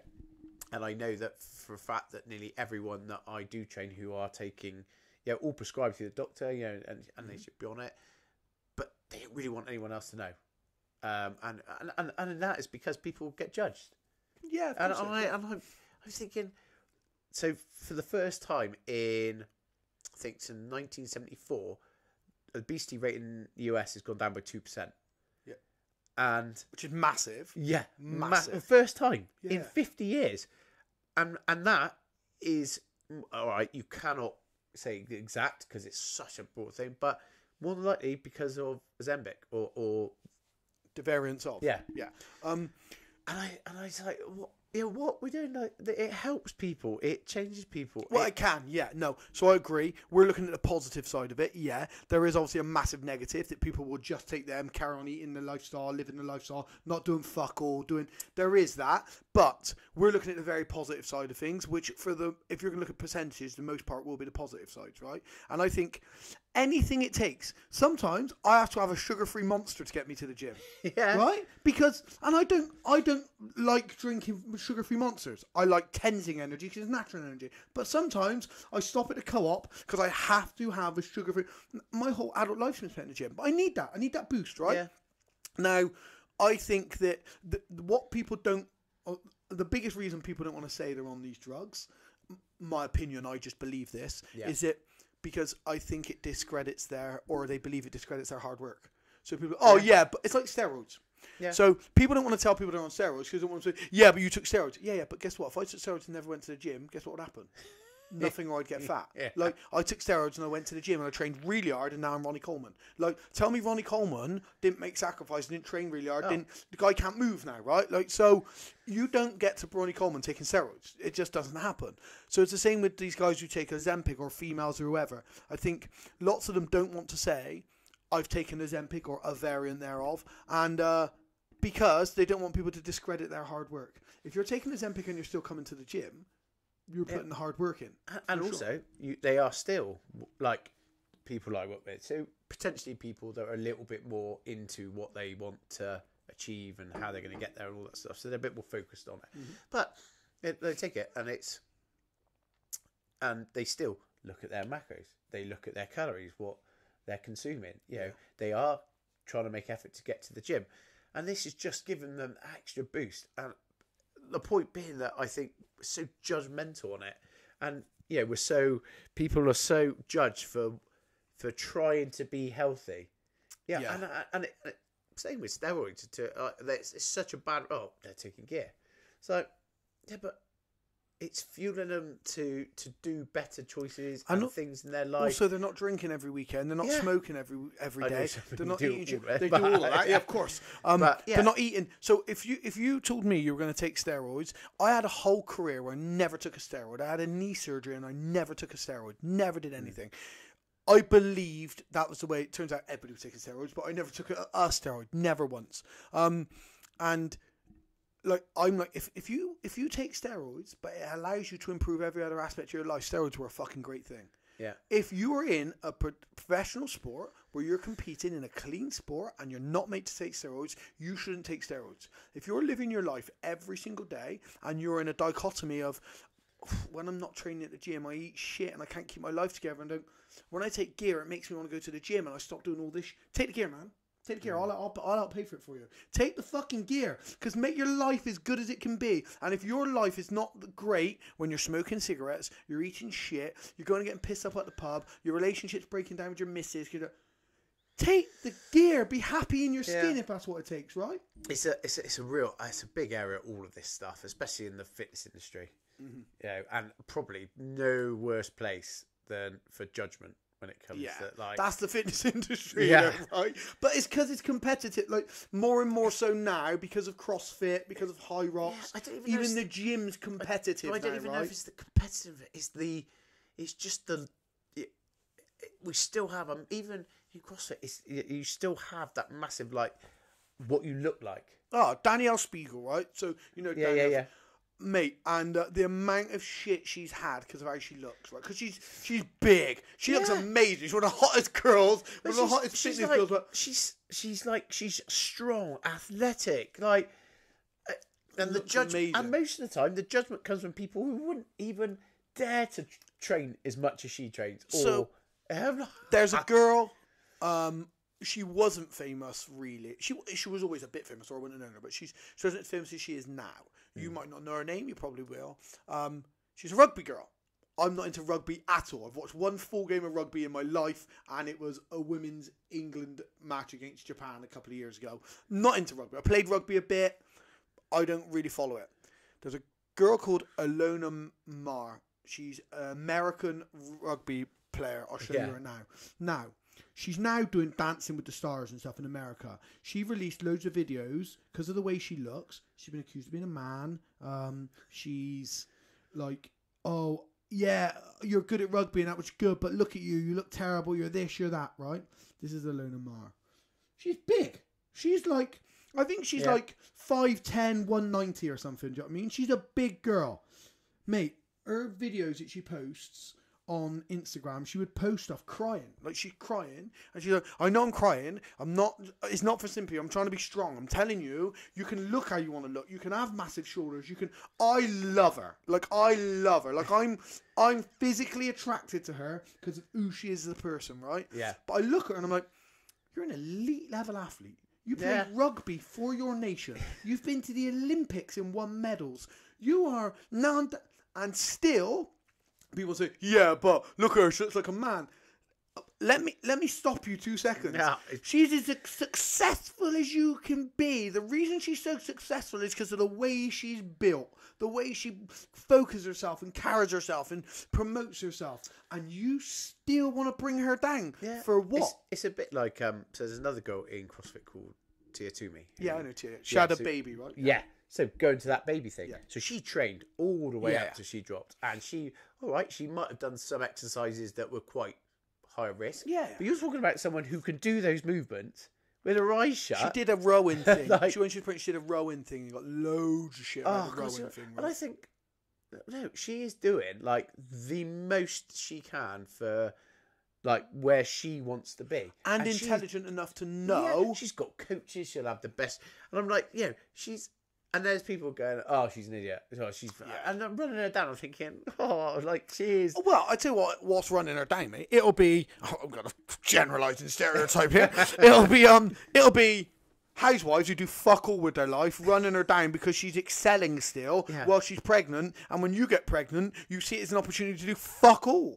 Oh, well, I'm eating for two now. Oh, well, I can't do this because I'm pregnant. Listen, I have absolutely no idea how you should look after your body while you're pregnant. But I know for a fact, some exercise and eating well are definitely going to be more beneficial. 100%. Yeah. Being stronger while you're putting on weight is going to be more beneficial. Now, should you do elite level stuff that Tia does? No, you're not an elite level athlete. But sitting back and berating an elite level athlete for still training is so ignorant. It's just the most ignorant thing in the world. And it comes from women who want to sit back and or men who want to sit back and they want to judge because it's not what they can do. Yeah, and it makes them. They're trying to make themselves feel better by thinking that that's wrong and bad and all the other stuff. I put you down because putting you down makes me feel good about me not doing as much shit as you're doing. It's such a massive subject, and all of this is linked in. It goes through. It's like our insecurities as we're going through life, but like I'd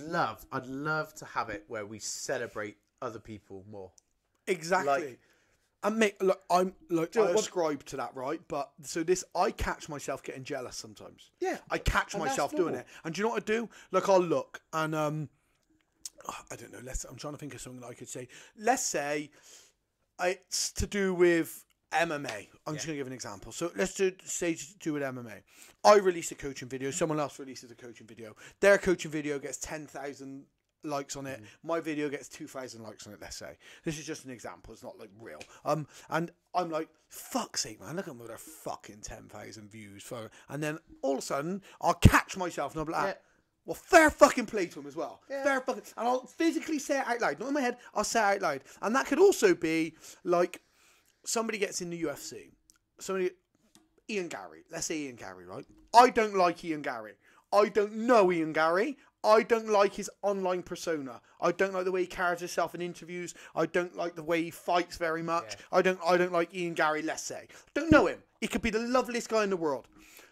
The fact that he lets his wife's ex-husband travel with them and he's now took him on as his nutritionist so that he can be around his son. Yeah. I love that. I've got nothing but respect for it. And he's had nothing but shit about it. I love that. He takes his wife's husband everywhere with him so that they can spend time with his son. I love that, right?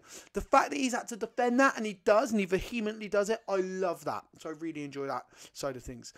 So I catch myself when Ian Gary fights almost wanting him to lose. Like, I mean, I watched most of almost want, and then I've literally sat there before when he fought last time. Who was it? Wasn't Neil Magny, was it? Who did he fight? He fought anyway. He fought and I felt myself almost cheering for the other guy. And then Ian Gary won. And do you know what I did? I was like, fair fucking play to it, man. Yeah, fair fucking play. Because I sit back and I acknowledge that. Why am I wanting someone to fail? I don't know this. It doesn't affect my life.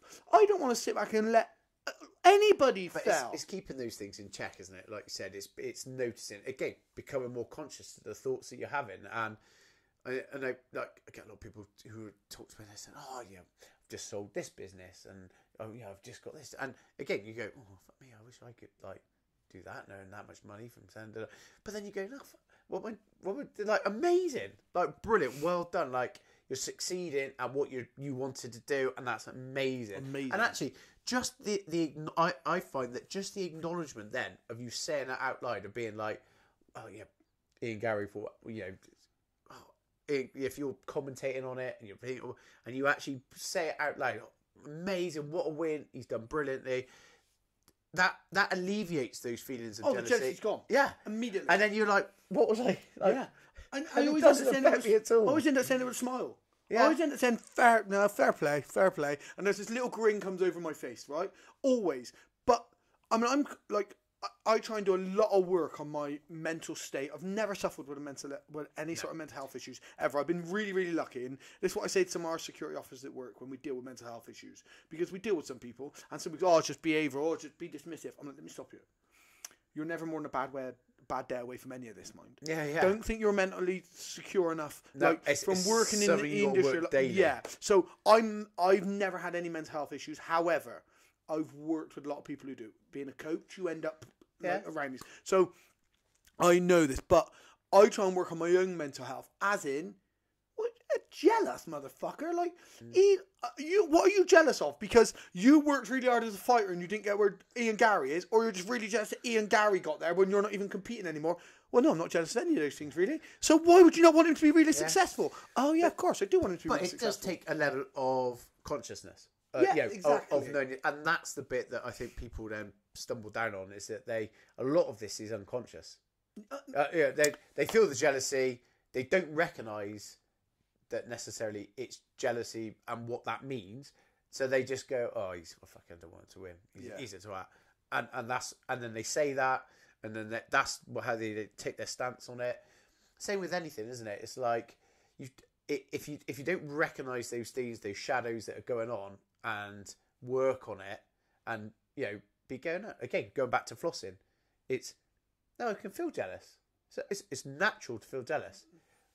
I can feel it, I can recognise it, but I don't let it become me. Yeah, unconditional positive regard. Yeah, unconditional positive regard for yourself. You've got to have that. You have got to work on that daily, and that has been probably the biggest thing that in the gym scenario, which is the people that I see the most, is that it's all right to see someone and go, I wish I could do that and that, but don't let that become you. Don't let the jealousy, the other people's success or failure. You don't want to see someone fail and then feel good because they fucking failed. That's the shittest thing. Yeah, to feel good because my mate Nigel's a West Ham fan. But people do like that. I would say that's almost as common. That people that actively want other people to fail to make themselves feel better. They're not feeling good because they're not achieving anything. No. They're feeling good because they're happy that other people are failing. Yeah, and I listened to a podcast the other day, which take it what you will, but I was talking to a psychologist and they were saying that the biggest things you can do is be positive. Yeah, brilliant. You've got to be positive, but actually try and remove the negativity out, and that is because that's the draw. As soon as you get into that unconscious negative talk behaviour, that just becomes you. Yeah, exactly. And that's the biggest influence. So my mate Nigel's a West Ham fan, right?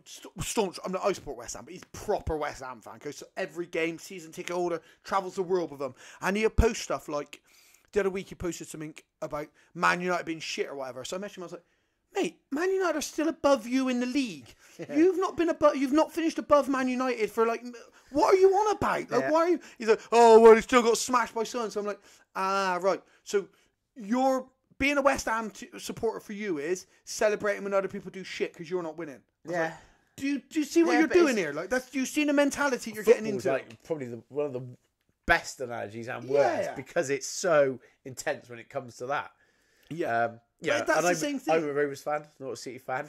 And you, I know. Should we end this here or what? No, we were talking about football and you mentioned Rovers, so no, don't go. I agree with it. I could go with that. But this is the thing. I'm like, and when I was younger, and like my mum was the guy said, so like you follow whatever your dad said. Yeah. But when I was younger, I was like, yeah, I fucking like. You'd be like, yeah, see, I've lost, brilliant. But now as I've got older, and obviously, I'm not into football like I used to be and stuff. But now I'm like, don't bother me. Of course not. If it did, I'd be worried for you for sure. Yeah, and but it's just one of those things. But I think unless you come to terms with the fact that the unconscious parts of your mind that are going on is so important. Whether it be sport, whether it be life, football, whatever, you've got to address those things that are going on and work on it daily. I said I've never suffered from mental health issues. It's real loose terms in it with stuff. Yeah, of course, yeah. I've never been like a depressed person. Yeah. Don't get it wrong. Certain days I wake up, I'm like, fuck, and I feel like shit. Yeah. And I don't want to go and do those Of course, things. yeah. But I go, no, got to do it. And for me, having kids has helped because I'm like, well, it's not just me I'm letting down now by... Yeah, exactly. I'm letting down... And your opportunity to say, fuck it, I'm not doing it. Yeah, it's like... Right. Or they're just going to stand over me until I'm like... up. I'm like... But it's a constant daily... You've got to work on it daily. We don't work on it enough. Like, half of the problems I see in the fitness industry come from the mental side of it, the psychological side of it. Mm-hmm. Yeah, we unconsciously eat. Yeah, and that is one of the big things with it. Thousands of people that I've trained, most people were unconscious. I've got people before, right, I want you to track, and they'll track their food, and they'll write down their food at the end of the day. I'm like, well, you're in a massive deficit here. You're still putting on weight. And they forget things. They forget, I had that. I had that. And they're so unconscious to the fact that they've grabbed that biscuit, grabbed that, whatever it is. And I'm like, working on being more conscious. And that's why I think meditation's great.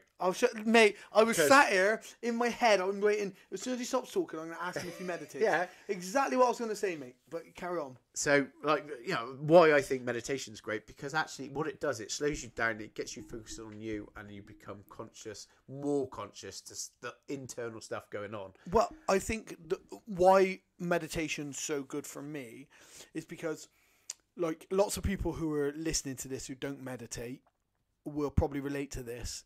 Like when I try and meditate, so if you don't meditate, it might be while you're trying to go to sleep at night. So when I try and meditate, sometimes I'll sit there. I try and do unguided now.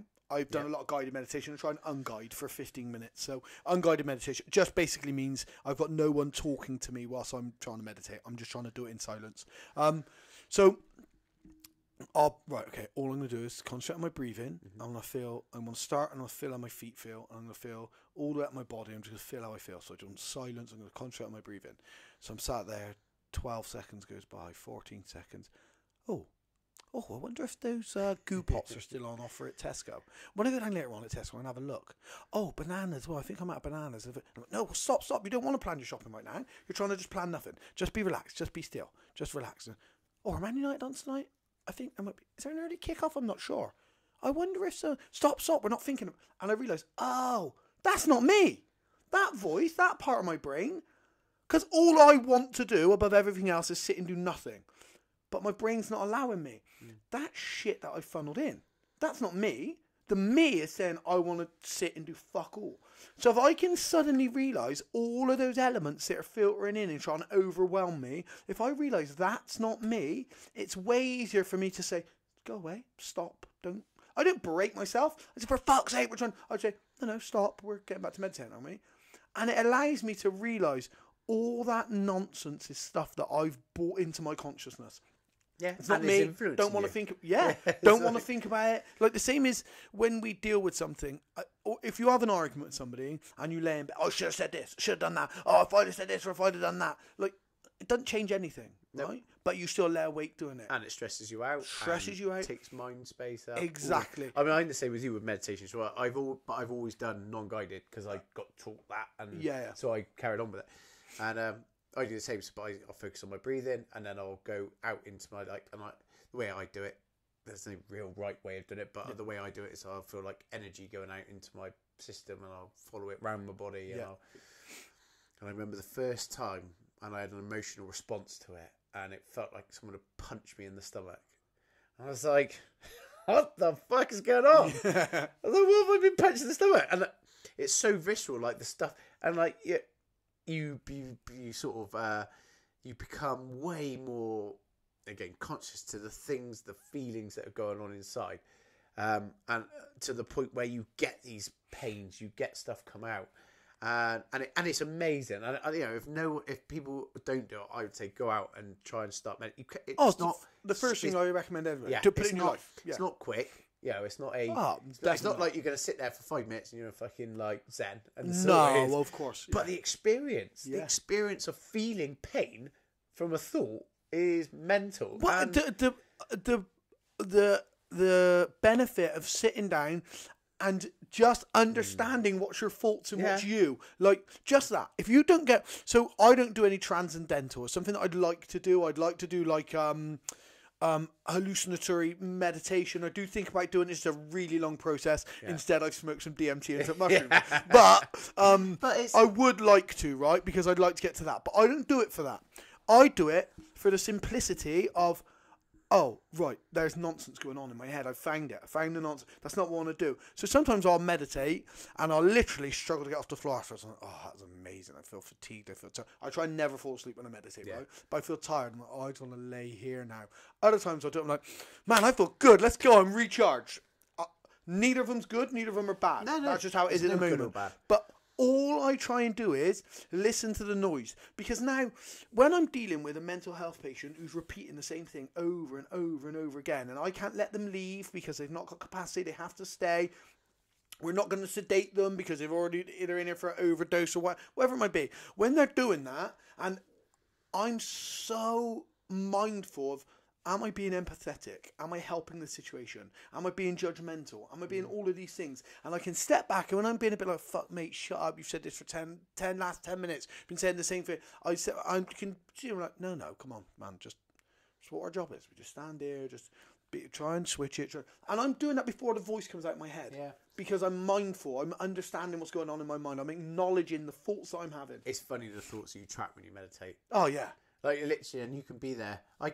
Especially not as much now, but when you first start, I can be like 2 or 3 minutes thinking of stuff and go, oh, I'm thinking of stuff. What am I doing? Yeah, exactly. You lose it. You get so invested in the shit you're thinking your mind just wanders, and you're trying to get yourself back in your body and all that sort of stuff. But it's mad. Like, I've had days where I've not been able to achieve it. I've had days when I couldn't silence it, and I'm literally laughing. I'm like, this is going to be... And I keep going, and I get back, and what's probably done, out of a 15-minute meditation, I've probably only spent 6 minutes meditating. The rest of the time, I've drifted off.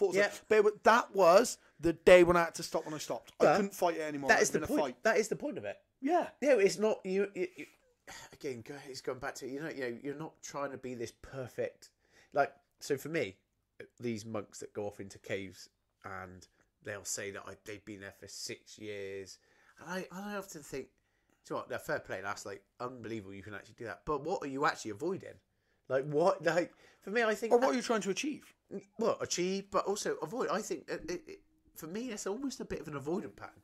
I'm like, you're going off to be that, but that's not the real world. We live in this real world as such, if we're not in the Matrix. So, but we live in this real world where things are gonna go on all day long.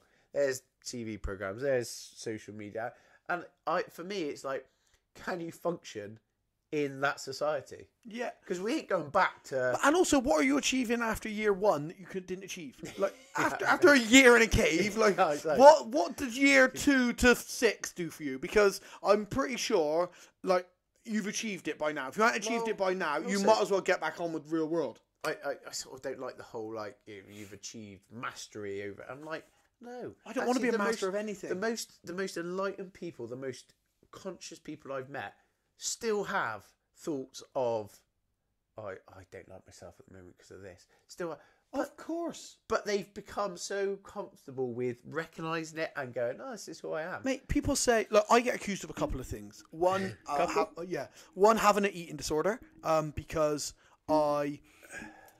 when I eat, most of the time I will be calculating how many calories are there, what I would have to do to burn off what I eat. So if I have a Snickers, I'll always be thinking, right, if I'm gonna have a Snickers, like, how would I train to get that off? Would I do extra walking at work or whatever? That's the way that my mind works around calories, right? But what does it do? What that does for you is that it keeps you in a healthy state where you... So I just think my relationship... what that process is. Like, I think my relationship with food is very good, and I understand. So people say to me, "Oh, come on, you can have a lapse. You don't have to be so strict all the time." No, I don't have to be. I want to be. Like, what do you mean I don't have to be? No, I know that. And sometimes I want a Snickers. Sometimes I want a rice pudding. So I do it. Like, I don't have to be. Like, you're saying, oh, if you want a pizza, have a pizza. And if I want a pizza, I'll have a pizza. Like, I don't have a pizza all through the week. I eat pretty clean. I don't have one I don't want pizzas during the week. I want it to be a treat. I want it to be like this. Whatever it may be. And then people say to me, oh, you got an eating problem. You have. Probably. It would probably be, in the grand scheme of things, considered an eating disorder that when I eat, I try and think to myself, apart from the base food, I know what I eat each day is going to be okay. But the thing is, though, like, I think therein lies our problem to a degree as well. It is... You've developed a strategy to be able to eat in today's food chain. In today's... And to be happy with what I eat. Like 5,000, 10,000 years ago, when all there was berries, vegetables, meat. Yeah, of course, yeah. They're like, you don't have to think, do you? You can literally just be completely unconscious to your eating. 100%, yeah. You ain't going to overeat. No, because, listen, I would drink McDonald's banana milkshakes every day. Like, there's no two ways.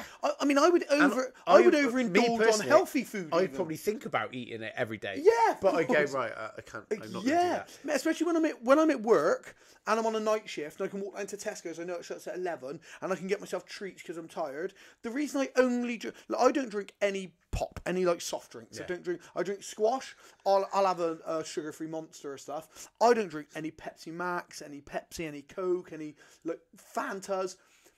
If I'm at a barbecue and someone said, "What do you want to drink?" and I'm like, "Oh, you got like a ginger beer or anything?" I'll have it, right? Because that's my thing that I would lapse on. I would never have a beer, right? I don't drink, so I would have a ginger beer, right? That's something or other. But I don't ever. You'll never see anything like that in my fridge. If my daughter left a can of Pepsi Max here, that'd be there 7 months' time. I would not even think about opening it. Right? It's just not what I do. I don't have it. I drink lime and soda if I go out on a night out. Yeah. I don't do any of these things.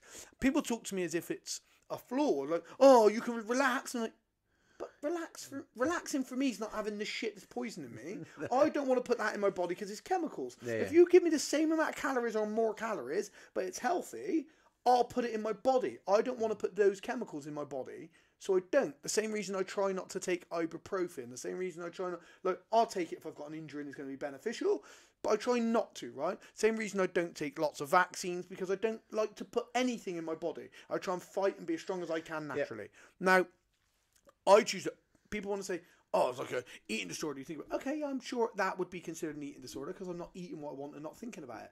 I think about everything I eat.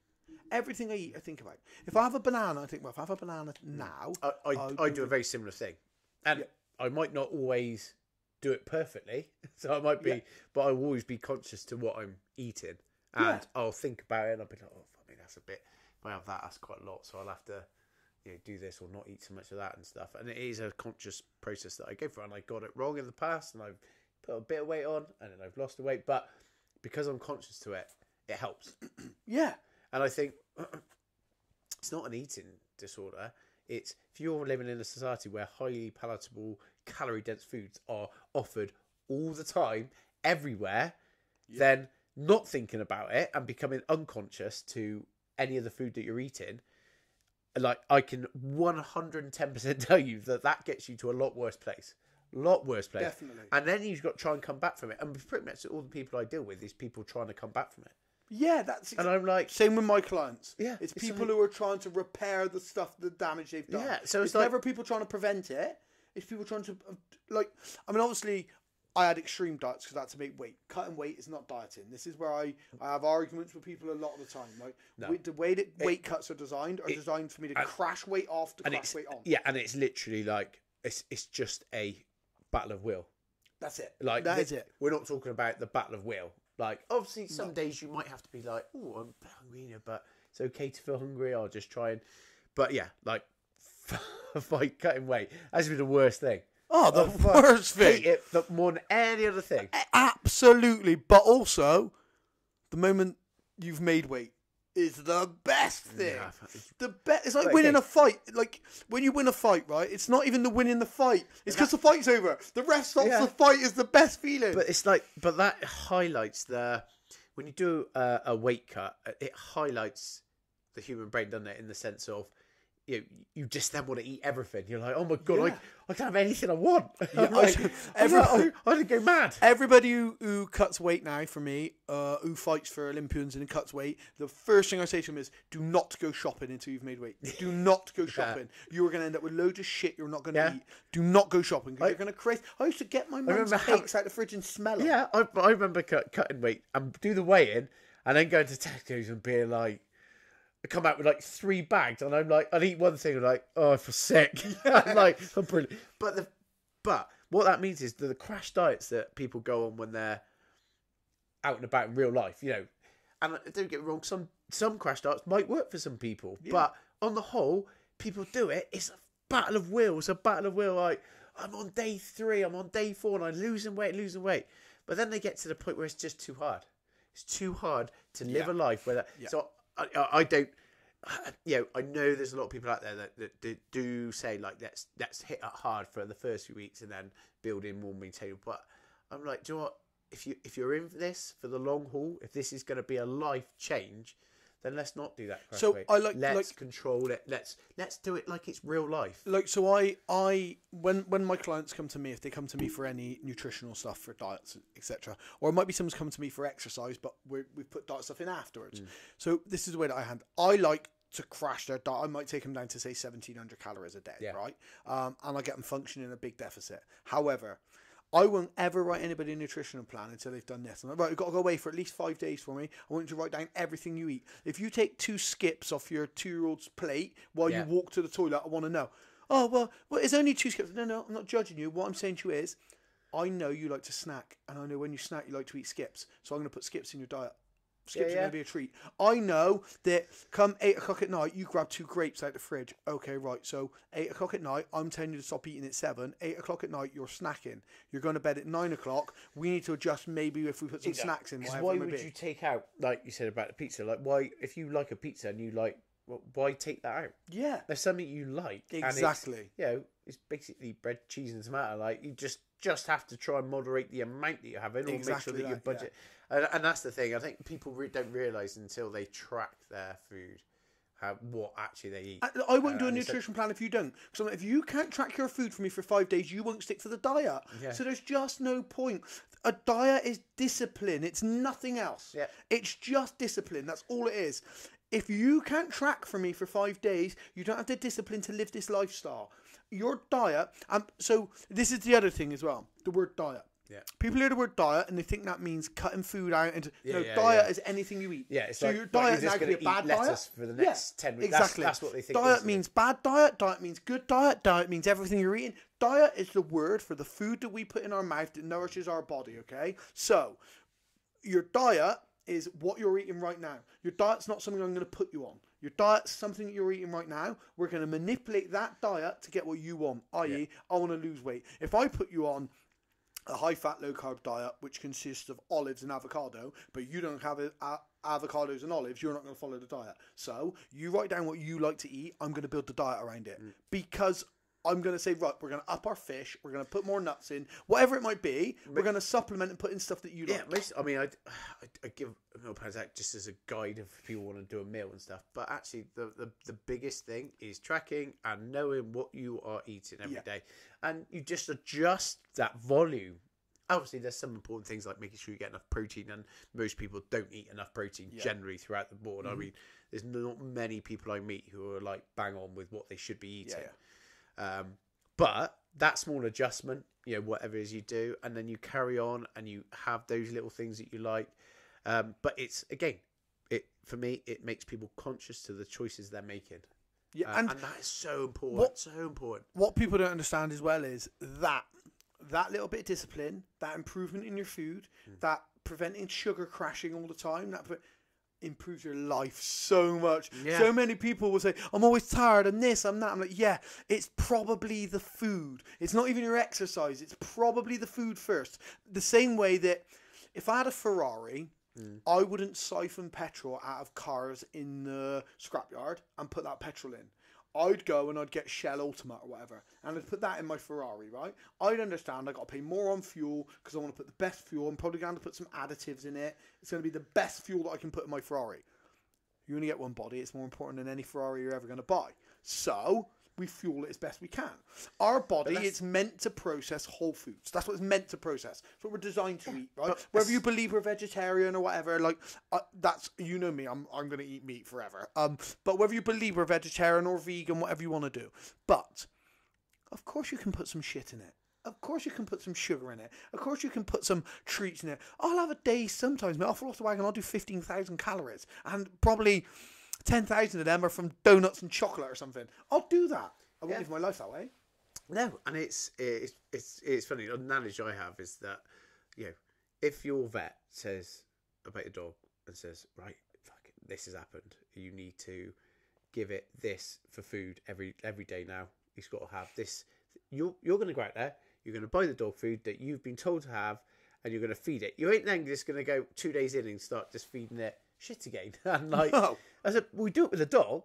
The vet tells us that we've got to eat like this. Right, yeah, we give it to them. But when it comes to ourselves... Well, because people go to a doctor for nutritional information, and doctors don't have a fucking clue what they're on about nutrition. Not all of them. There's going to be outliers. But I think we can pretty much say generally, doctors are not trained to be nutritionists. No. That's why lots of people who come to me for nutritional advice work at the hospital. Nurses and doctors who work at the hospital ask me nutrition advice. Because I've studied a lot of nutrition. I'm nowhere near as knowledgeable as yourself, I'm sure, on nutrition and fitness, but I know a fair bit about nutrition. I've managed to get myself through weight cuts and loads of fighters, right? So it's about realising what's beneficial, what's negative. Okay, I can still have the negative shit, but I accept that it's negative. I accept this shit, and I'm not going to make it my primary source of nutrition. It's they've done like a sort of like reset diet, or a diet which cuts everything out, go back to the beginning, and like just add foods in as you go. Never done it. No. So like, basically it's quite good for stuff like autoimmune stuff. Yeah, and allergy stuff, I guess, to figure out what you're not getting on with. Exactly. Yeah. But what it does, what you realise is when you strip it all back and then you start to understand your interaction with food. And so even if it cures nothing, and you start realising that, I've added that back in, I don't quite feel as good. And then I've had that back in, I feel all right. And just start to build. Everyone's different. Everyone has a different reaction. Mm-hmm. One of my mates can have a peanut and he's dead. Yeah. And I can have peanuts and I can keep eating pack after pack and I'm sound. Yeah. So like everyone is different to whatever food, and I just think doing like when people strip it back and they start to eat and add things back in, you start realising, fuck me, I have these interactions with food I didn't even realise. We're just going about our day, just eating stuff, and no one's got any idea how that's making them feel, what it's doing. I mean, a lot of, I think there's a lot of people out there now that are really like, don't eat these foods, don't eat these foods, like, don't have that. Even being like the carnivore diet, and I'm like, yeah, if it works for you, brilliant. But if you don't feel good on it, don't do it. Exactly. And I know you can go down the whole like vegan route and the ethics of stuff, and I think that's a completely different argument. But when it comes to, if you feel great on a vegan diet, eat a vegan diet. Yeah, 100%. There is no right diet that everyone should be doing. Other than whole foods, right? If you eat whole foods, no matter what they are, meat, fish, and vegetables and stuff, of course, so what we should function on. Even that whole foods, you take some like legume like peanut. You might not be someone who can have. No, 100%. You might be someone that's allergic to fish. But everybody on the planet, we can agree, is not meant to be eating processed, refined foods. No, but again, there's nothing wrong with adding them in. That's what I'm saying. Yeah, exactly. Like if there is a time when you want to eat a donut, eat the donut. Nothing's going to happen, mate. So unless you're allergic to donuts. I think an ooey burger or a Five Guys is one of the most amazing things you can eat. I love your poison. it. I love an ooey burger. I love a Five Guys. However, mate, I tell you what I fucking love. A wrap with chicken breast in it with some seasoning on, with avocado, some chopped olives, some chopped pickles, some onion, grated cheddar. And I'm like, right, this is 1,400 calorie ooey burger. This is a 400 calorie wrap. I love the taste of both of them equally. And I really do. That wrap is amazing. The taste, the different variations. You could have 3.5 of them. Yeah. Compared to that one. But I also really want to eat ooey burger. For me, like you say, go back. It's not being super strict. You can't, like, it's just lettuce and that's it or whatever. But, and there is no, like, brilliant. I know loads of people say it and stuff, and people like James Smith and all that who are big on it. But it's so true. There is no. If you do brilliantly just eating meat and you're healthy, and all that, then fine. Yeah, do it. It's cool. Yeah. I mean, and if you can get away with having a mixed diet where you have some treats on the weekend and you can bring that in, and you can. The main thing I think the first and foremost is, if you're putting on weight from the diet you're eating, something's got to change. Yeah, exactly. Yeah. And that's the big one. Then, obviously, if you've got that sorted, you can start looking at, okay, how things interact in my body with it. Is this the right thing to eat for me? Is this not the right thing to eat for me for health reasons? Yeah. I need to eat more folic acid. Whatever. Yeah. Then you can start being real fussy with it. But if your simple thing is that the calories in are far outweighing the calories out, then that's the most important. That's what we chronic disease is affected by that more than any other thing. Yeah, for sure. So obesity is the number one killer in the world, right? Yeah. I mean, what you're putting in your body, the amounts of it are massively important. Now that can be if you eat 10 bananas a day, you're eating too many bananas. So you could eat one banana and one chocolate bar. And but a chocolate bar is really bad. Yeah, but 9 other bananas isn't great for you. Do you know what I mean? Like you can't just live on bananas a day. Like if you drink too much water, you'll die. Like everything is going to be bad if you exceed what your body needs, right? So we just be sensible. Just be sensible. But it's time as well. People aren't at the time. No, yeah. But you can only use that as a certain excuse. Yeah, and there's things you can do to make it more time efficient. Yeah. I don't know why it just come up in my mind, but I think the first time that I had wrap was with you. We cooked up some wrap. Yeah, we did. The barbecue. What do you mean the first time you've eaten it since? And the only time, yeah. Yeah, there we go. The only time I've eaten wrap was with you as well. Nothing happened. No, didn't die. It wasn't really horrible. It was tasted all right. It was just meat, right? Yeah. I mean, I'm one of them. I'm gonna eat anything, as my advent calendar the other year proved. And exactly. And the thing is, though, like you can have, you could be living in a country like China that does eat more bushmeat and stuff like that. Yeah. And nothing wrong with it. All right, there might be some higher risk of stuff, but if it was all sort of healthy farmed, it'd probably be absolutely fine. Exactly. I think that people's relationship with food is the issue more so than actual food. And relationship with themselves. Yeah, for sure. I like having abs, right? Like I've never ever had a girl say to me, "Oh, I don't like you because you haven't got abs," ever. So, but I like having abs for me. My abs for me, because I've had a career where I've always been fit and I've always had abs. As I get older, having abs for me are a sign that I've still probably got a bit of my youth. I can still train. I'm still working hard. I like having abs. I eat generally an 18-6 diet fasted. So I fast 18 hours a day. I eat 6. However, if I get up in the morning and I'm fatigued because I trained last night and I'm only 14 hours in, I'm eating.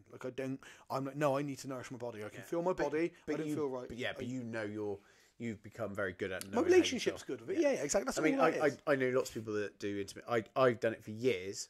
I've gone off it a little bit recently just because I think I've got to a point where I'm like, I'm training a bit more now. I've also got the kids, so I'm like, it's hard. So I'm tired, and it's like, okay, but it's a brilliant way for me to control my eating. Yeah. Because I just won't eat as many calories. I yeah, just don't. exactly. The window's smaller. Yeah, exactly. Yeah. And I plan it around the times where my danger times, which is at home at about 9 o'clock at night. Oh, yeah. So if I know I can't eat then, yeah, exactly. I just cuts it out. Yeah, But, for sure.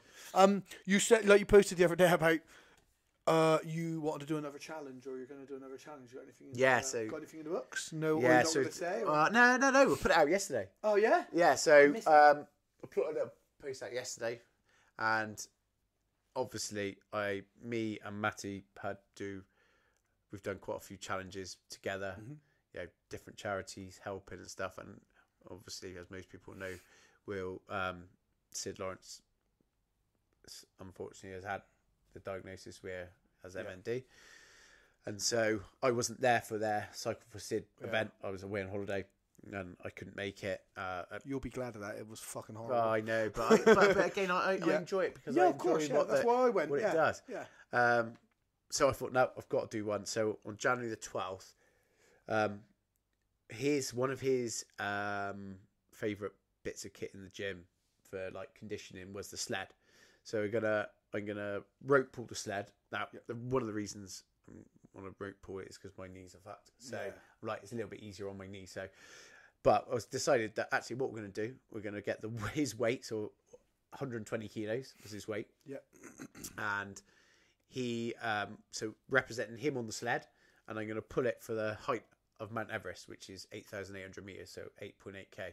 Yeah. So I'm just going to do it in the gym, just because weather and all the other stuff in January, and I'm just going to keep putting it until I've completed it. Now I reckon it's going to be 16 hours of pulling, and I'm going to be a complete mess. But what I have said, and in the vein of charity and all that, is that if any of the gym members or people out want to come and do like a couple of lengths for me, I can have a wee, eat some food, and it keep that ticking along. Then brilliant, more the merrier. Going to do this at Trojan or at your place? Going to do it at mine. And I'm going to try and get the longest rope I can, so that at least one. But it works out. If you do a 20-meter span, it works out 440 lengths. I haven't seen much when you say it like that. No, it doesn't. But I tried 120k on there yesterday, and I was like, oh. No, it's heavy. So we did. I did a high rocks the other day, and the 120. I had to push the 120 for the male sled, and I had to take some weight off. My back's fucked. Yeah. So I was getting these tiny little twinges, like shooty pains. I had to drop it to 90k. Like 120 was just too much for me on the high rocks. Yeah. Especially because it was like an hour and a half high rocks. And how far do you have to push it? On the high rock? I can't remember it was. Distance. I think it was 80 meters. So, but we only got 20-meter. AstroTurf, so 20 meters, so 4 lengths. I think it was 80 meters on there. So it's 1,000 times that. Yeah, that sounds bad again. It's naughty, mate. Yeah, naughty, mate, for sure. But what you're doing is a naughty challenge. Yeah, but again, it's like doing it to keep the ball rolling, keep the awareness going. Yeah, I mean and it affects people I know. And exactly. And it affects loads of other people as well. Yeah. But it's the same when me and Matt did the sandbag carry. Yeah. Which was minging. That was bad. Yeah. My feet were so swollen by the end that it was pushing through the laces. Oh, yeah? It was so bad. Oh. And obviously, I don't know if Matty likes this, but he's taller than me, so I was carrying most of the weight. Well, that depends. Because it depends how much you had over the back of his shoulder, doesn't it, to be fair? Yeah, there's some big shoulders there. But yes, it was stuff like that. And doing it because it was one of our friends, he was raising money for David and all the other stuff that goes with trying to get the disability classes going.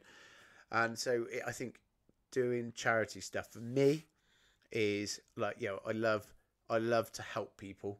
Yeah. And for me, it's a way of doing something which interacts fitness and helping, some self-challenge for myself, accomplishment, all the other stuff that goes with it. And I had a message last night off of Sid's wife, and I was nearly in tears. Yeah. It was just a lovely message, and I was like, God, it's the impact you can have on people. Yeah, exactly. Which, want to help, but you sometimes don't realise how much that means to people who are going through it. Yeah, exactly. And I sort of, a little bit of me does it because I hope that if I ever have to, for myself or for my kids or family or close friends, go through anything, that other people will then help. And it's it's a weird one for a charity. I think it's just really internally personal for me. I get a lot out of it. Yeah, exactly. And I do my challenge every year, my advent calendar challenge, which is more for entertainment for other people, right? Like it's just entertaining. like that's what I do. That's why like it was like not last year before was the eating one where anybody sends whatever they want. Marie's gonna make it into an advent calendar and eat. And of course I ate the shittest stuff on earth. Do you know what I mean? that fermented fish, that fermented herring stuff, the Stormstronning in a tin, the rotted eggs and all that sort of stuff. It was really bad, right? But I'm like, why'd you do this to yourself? I'm like, because you laugh. You guys watch it, you laugh. Like, I get loads of charity work and I try and help with charity where I can. I went and cycled for Sid and stuff, and I do like to do stuff for charity. We do stuff at Ridgeway a lot as well, so I do stuff with that. But my thing is I like people to laugh. Like, I like people being happy, so I like to make it. So I do my calendar. The thing that I've got planned for the calendar this year, which I'm not going to say on here because I'm not fully committed. Come on. So I'll tell you after. No, I'll tell you afterwards. No, I'll tell you afterwards for sure, just in case. But it's going to be horrible. I'll tell you about that in a minute. But yeah, because I need to do something for the. I like doing stuff that's embarrassing for me, but it's not going to be this year. Like, you know, like. Some of the stuff was like sing a Christmas carol in the middle of like the atrium. So I would have to just go and sing, and you don't. Or one of them was like go shopping with fake nails on, or go and ask somebody in Tesco to wear these eyes. So it was horrible for me last year, but I just went and did it. It's embarrassing stuff, you know. But I do it because it makes people laugh. That's what I like. I don't think this will make people laugh this year, but it's really a personal challenge. It's going to be horrible. But I'll tell you off. All right. So yeah, I get it. I get the charity thing, and mate, you're always going to get the people who are like, oh yeah, doing something for charity, oh, can't wait to tell people though. You get fuck off. Like, you do what you want to do, right? You do it how you do it. I don't have the financial means just to go, here's 10 grand. No, exactly. And not say anything and just put it in there and walk away. Exactly. I don't have that. Yeah. But what I do have is access to a relatively big network of people who want to help, and they're going to come along. It'll build community, you know, people doing it for a good cause, make them feel good. So actually, yeah, I will put it out there and I will do it. You know, I'm 15 hours in, I'm going to be questioning what the fuck am I doing. Oh, you'll be doing it way before 15 hours. Yeah. What do you mean? But, mate, you're going to be way before that, you'll be questioning and it. if it raises money and it raises awareness, then yeah, sound. Yeah, exactly. Yeah, and that's the platform that I have to be able to do it. Yeah. You know, if I could go and put 10 grand in and not do this, I would. Yeah, I agree. Yeah, I agree with you. And it is it's an amazing thing to do because it's for charity. It's going to be brutal as well, which is going to be like obviously that when I did that cycling down there, it was horrible. Like, it's not like 3.5 hours. I did 3.5 hours. Yeah, so like, and then we started doing this thing like 2 minutes on, 2 minutes off. So I was with Screener, and they're like 2 minutes on, 2 minutes off, 2 minutes on, 2 minutes off, 2 minutes off. I was only going for an hour. I was like, look, I'm going to come for an hour. I work tomorrow. So I went there, and then I left at like 11 o'clock and went back at 7 a.m. What was the atmosphere like? Yeah, amazing. And like, how many people were there just to help? Yeah, that's get anything out of it apart from helping other people. Man. That's like, well, I mean, that for me is one of the biggest things. Like, if no one turns up, I'll be a bit gutted. I'm not. Yeah, gonna, me and Matty were talking at the Trojan thing the other night, and like he said, like, oh mate, you like obviously like your name. I was like, look, all I give a fuck about, all I care about. I don't want people to say I'm a good coach. I don't want people to say I'm this, I'm that, I'm a blah, blah. It doesn't interest me. It's nice when, don't get me wrong, when people compliment me. Yeah. I like it. It's nice. Yeah. When people say, like, oh, you're really good at this, it's really, I feel uncomfortable getting compliments, but it's still nice, right? So if you were to sit there and give me a compliment now, I'd feel really uncomfortable. But I'd like it. I just wouldn't process it very well. But like, when you're dead and gone, if people say to me, Wes, I remember when I was getting ready for my fight and this, and I had some questions about this, and then afterwards I'd fought, but I was going through a problem with my missus, and I rang him and he answered the phone straight away, and that is it for me. If people remember me as that, like, if people remember me for being morally good and remember me for being helpful, and that's all that I want, right? I put up a post the other day, didn't I? Tagged you in it. I was like, some of the best memories I have. It's yeah, like, exactly. Yeah, and those things stay with you. Those are the things that people remember. Like kids now, say from like 15 to 20 years ago, who I did a bit of boxing with, like, and they like someone come up to me not very long ago, like, oh yeah, do you remember when? Like, I didn't recognise them because they were like quite young kids, and now they're like adults, and I was like, no, who are you? but for them, it had this impact exactly. on them. And I was like, that is, like you said, is one of the biggest compliments when you get something that you don't realise the impact you've had on someone. That is exactly it, yeah. And that is that for me. That makes you feel. I literally sit there for like a day after, just thinking, "Fuck me!" Like, this person thinks that highly of something that you've done. And so for me, again, the charity work sort of does the same sort of thing. Yeah. You think, you impact some people's lives doing something that, all right, it's going to be pretty minging for those. But you'll love it. Yeah. You loved it mentally, physically, you got through it. Yeah, and you think, but actually it helps other people. It's so important. Yeah. And I don't think we do enough of that sort of stuff as well. Just helping up. It doesn't have to be charity necessarily, but like helping other people. Yeah, I completely agree. And what you get out of it. Yeah. It's something that you don't. I think you don't realise the impact it has on yourself when you help other people. So I was going to say that then just before then. That's the impact on you.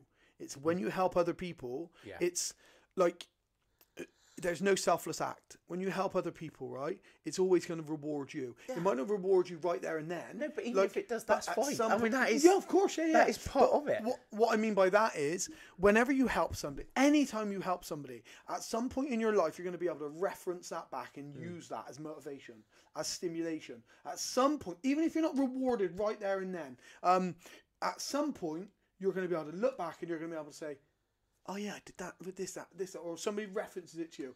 It's always going to help you. Being helpful, being nice, it's always going to improve you. It is. I was coming back off holiday, the one that I missed the cycle for, and I remember there was this old woman who was struggling a bit at the bottom of the stairs as we were coming into Bristol Airport, and there was her husband there. And he was sort of shielding her from everyone walking past. And I had fucking 16 cases, all the kids, I can't carry it. Because Bristol Airport's a fucking nightmare. It's like a mile walk before you get to the thing. And I was like, the kids had gone on. And I was like, I think I've got to go with the kids. And I sort of looked at her. And I had that moment of like, I want to help. And I didn't. And I walked up the stairs and I got to the top. And I was like, even then, like one of the kids had gone. So I was like, I turned to my partner. And I was like, I feel so bad. Not asked if I can help, and I was like, all I was just thinking about is I hope someone has intervened. And just that I know if the kids had been with me, I could have gone, do you need help? And even if they said no, just the fact that you've helped would have made me feel so much better about myself. Exactly. And because I didn't, I felt terrible. I know, just see the kids were like running off, and you've got to, You didn't choose not to help. That's the thing. You didn't choose not to help. That's the other thing. Can you help? Yeah, but I'm not going to. That's very different to not being able to help. Right? Yeah. So that's the big separating part. And listen, you can't always help anyway. It makes you can't always help. No. But the fact that you that you wanted to, that's the thing. And that will happen the more you help people. Like being a coach to other athletes is really selfless, right? It's really selfless. Like I was saying to somebody the other day, I was like, you have to remember this. If you perform well, everyone celebrates you. They say how good you are, how hard you worked, all you've done, all your commitment. If you fell, people blame your training. I was like, either way, I get no. The only gratification for me is seeing you progress. That is it. I give everything I do to my fighters for them. There's no benefit for me. I commentate, which I love, and that's all for me, right? I give everything I do to my fighters for them, for the simple reason, this game's really fucking hard. I had nobody. I had no coach. I mean, I did a bit of wrestling with Saeed, but he was never like a coach. He was just good at wrestling, taught us wrestling. He was a wrestling coach. We weren't our coach. You know what I mean? We had people who helped us at Trojan with Charlie for a bit, but again, you did your own thing. Never had a coach. The guys come to me and I try and structure a coaching for them. And it's always for them. It's not, I cannot benefit. The only benefit I would get is more fuckers coming to me for coaching. Which, that makes my life way harder, right? You get something out of it. I get, the reward for me is they do well. Yeah. The reward for me is they turn around and they say, fuck man, I made it. I got to where I want to go. And they in their head think, oh, and thanks for all Wes' help. You mentioned that post about me the other day. I never would have thought about it. I didn't get where I wanted to go in fighting as such. It would have been nice to go on and live intervened. I did some other stuff, blah, blah. But like you said, the reward is that I look back now and I still mention, like that time when when me and Wes did this, we did that, and and having that coach there, and having the relationship that you have, and the things you do, and like I still look back on that fondly. Like when it becomes like the reward, like you can sit there and be like, oh, well, like Jon says all these like lovely stuff about the time we had and what we did, the most important thing, what I learned from that and everything, and like that for me being a coach as well. Like when I hear that, I'm like, well, it's like it feels great. Feels great, yeah. And like, so helping people. If my reward is feeling good because I help people, yeah, I'm celebrating it. I think that's where you know you start to. I think everyone, even, and I think that people don't. They're so focused on like our society of being like man in his castle. I'm going to protect. You know, I've got my house. I've got my family. Nothing else. And I think, yeah, but you're missing the boat there. Like, you know, you've succeeded on providing a stable financial position for your family, but all the other stuff that you get from life, which you don't get just from working and making money, and I think it's such a big part of it. Some of my best times are helping people.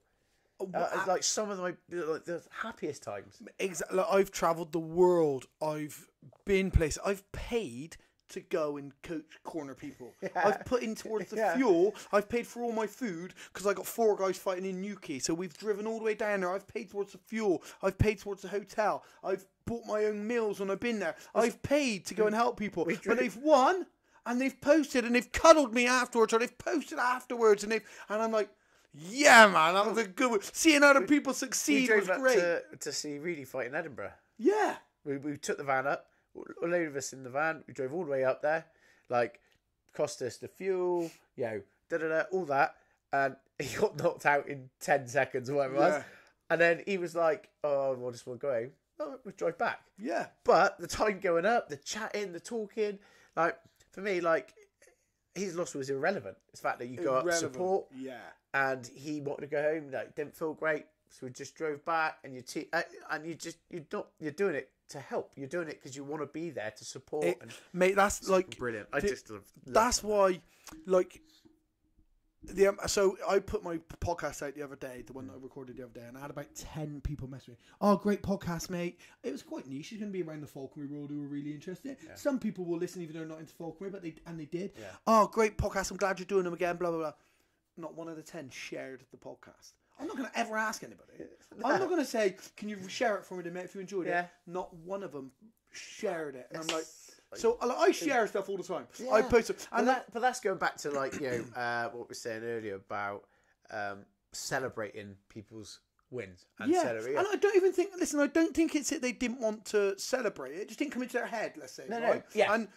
But I do think there is a little bit about, like, people are funny about, if I see something that I think one of my mates has done well, I share it. Yeah. You'll share the Joe Rogan, or you'll share what's in fucking, what's his name, Andrew Tate or whatever, but your mate's doing something that you said you enjoyed, you don't share it. Like a commentary thing, I put a commentary with me commentating up or whatever, and I put it up and I post it, and no one shares it. Like that thing with Matty the other day with the Gym of the Year thing, I went in our group, I was like, everybody reshare this now. It's mandatory for coming training. Go and share. And everyone went on, reshared it, voted on it, right?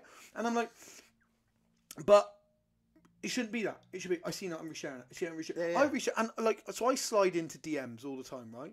But I slide into men's DMs as well. Like, I'll slide in, I'll be like, oh mate, that suit jacket looks wicked, or oh mate, your hair looks cool. And then I'll do the same to a girl, but then you can tell by their response, they think you're hitting on them. And I'm like, no, I do this to men. Like, I just do this to everyone. If you did something good, like somebody posted the other day about a business they started up, I liked her, and I was like, you're smashing it, girl, and then something like that, and she just hearted it, and I'm like, I bet she thinks it's weird. But if one of my guys put a training video, and I'd be like, dude, you're killing it, I'd do it. Like, I'll open my inbox now and show you. I'll flick through. I slide into everyone's DMs. It doesn't mean I'm trying it on with you. I'm just gonna promote you. I'm just gonna, even if it's only to you. See something that you think, oh, fair play. Yeah, I mean, don't get me me wrong. If it was nonsense, I won't bother. Like, if you said to me, I just hit this on fucking Fortnite, I'm not, you might be really into it. I'm not into it. It means nothing to me that you play a computer so you game, don't know what right? it means. But, so, but if you were into it, you would be like... Yeah, but if you say, like... Somebody started their own business. It's in an industry that I know nothing about. They've worked hard. They've got their degree. I'm like, yeah, girl, get you. I know nothing about it, but you've done something really cool. I'm gonna say, well done to you, right? That is it. That is it. Definitely. Yeah. It is definitely a way to lead your life in if you're not doing it, helping other people. Charity, whatever it is. And also, you come to my gym, I'm going to promote you, I'm going to push you. I'm probably also going to call you a cunt and take the piss out of you. The guys at the gym literally say, you don't know you're a member of the gym until Wes calls you a cunt. Like, literally, some of our guys get hammered, right? They're walking up like, look at you, you're shit. Forming the community, isn't exactly. It? And like, you people come there to see you, to get coached by you, but also to be part of that movement, part of that community. You know, and I think that's why Brazilian Jiu-Jitsu's taken off so much, is because it forms a community which is missing so like sorely throughout society. Yeah. They find a place where they can be a part of something, and it takes the bullshit away from it. Yeah, why kids join gangs? Like, it's exactly. to be a part of something, feel wanted, respected, all the other stuff. Yeah. People come to the gym because they want to be a part of a community. It's like, and having those jokes with people, the banter that goes with it, and I do it at ours. Like, there'll be someone that I know I can say it with them, and they have the little bit of banter with whatever it is, and it's all part. It makes you feel good. It's part of it. But I mean, that's my big thing as well. The community. One of the reasons I started the gym back like 12 years ago, I was like, I want to make. Gyms were obviously big, but the community part of gyms wasn't so big. And I was like, I want to make my gym the new pub. That's what I wanted. I was like, because we're basically making a community, and nothing wrong with pubs. Pub used to be called a speakeasy, right? Yeah. People went to go and talk and share their stories, be part of a community. And the gyms weren't like that back then. 15, 20 years ago. Exactly. Yeah. And I wanted it to have the place where people come to socialise, as well as get fit. Yeah. So you have a healthy, equation there. Like-minded, healthy. And even people who aren't like-minded suddenly start adopting the doctrine of, and they become like-minded because they're spending time there. Exactly. Yeah. Dude, listen, your gym is, the gym's doing well. Give them a shout out before we sign off. What should people follow, see what you're doing and keep in line with this challenge? All my online coaching is just follow me at Jon.Maggs, I think it is the Instagram handle. But the gyms, we've got one in Chew Valley, which is not far from here. So CrossFit Chew Valley, and then we've got one North Bristol called CrossFit Bristol North, which is up sort of Filton, Chiswick Village. If you're in there, drop in, say hello. If you want to get into exercise, if you want to be part of a community, what we're just saying, then go there and have a little look. They are great places to meet people, to train, to get the advice you need, get coaches. And that's awesome, man. And we will do another one of these once you've done that horrific challenge. I might even come and try and pull a sled for you. You might. But brother, I'm glad we sat down and we spoke. I knew it would be absolutely awesome. Like, when is it not awesome when we get together? Right? Exactly. So, it was wicked. Thanks for joining me, and we will catch up in the new year. Yes, mate.